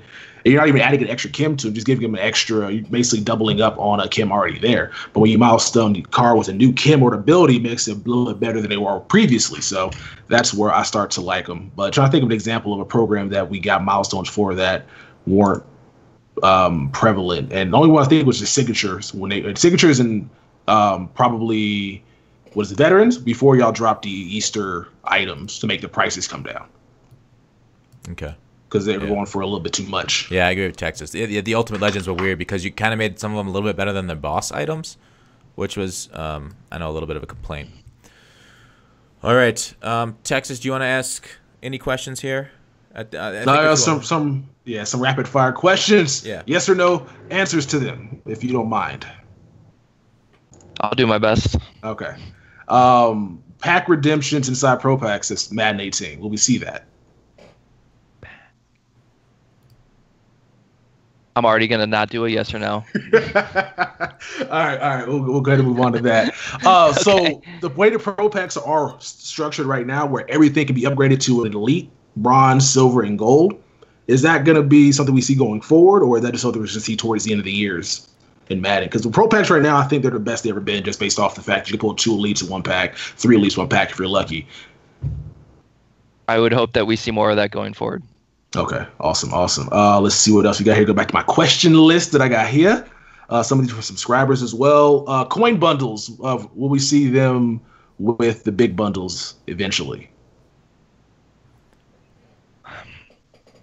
I was in a meeting last week where we talked about an upcoming program, and I specifically said make sure that there's a coin option for that bundle. Okay, awesome. Let's see. Flash sales. More to come in the future? Potentially, but I don't know if I would ever consider that a regular occurrence in Ultimate Team.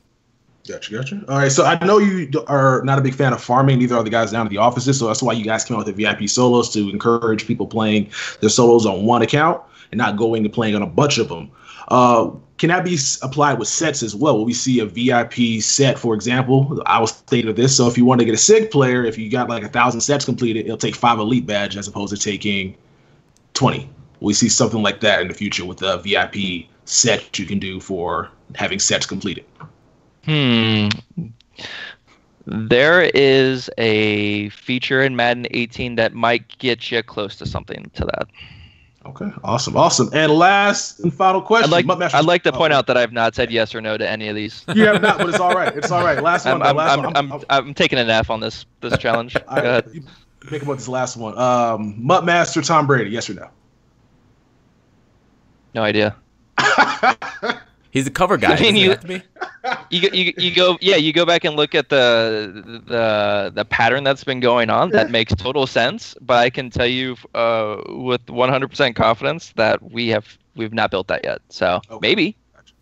Maybe. Okay. Another yes or no avoided. Yes. Just gone. Just totally hosed. What a terrible segment. Oh, you got some good answers there, though. Yeah, we did. Well, Jake. We really appreciate you taking time out of your schedule to join us. I thought it was a very enlightening podcast, one of our best ever. What would you say, Texas? Yep. You gonna come back on next week? Talk to you next week. Just as long as it's a live podcast, you just do it out there, man. I'm gonna be talking my ass off next week. I don't know if I got more of these in me. This was my warm up here. This was my 2-a-days, getting ready for EA Play. Gotcha. Prepping you, getting that extra study tool going on. I like it. That's it. Yeah. Once again, everybody, thanks for joining us this whole time, and thanks again to Mr. Stein here. Jake, take it easy and have a great time at EA Play. Say hi to Texas for me. Yes, send me a shirt. I'll be there. You might have to win a game of squads, and we'll talk. All right. Definitely. Sweet. I got squads coming up. We gonna be playing. I got people that might be there. We're gonna have some fun. Yes. All right, guys. Take it easy. Thanks for having me on. Appreciate it, guys.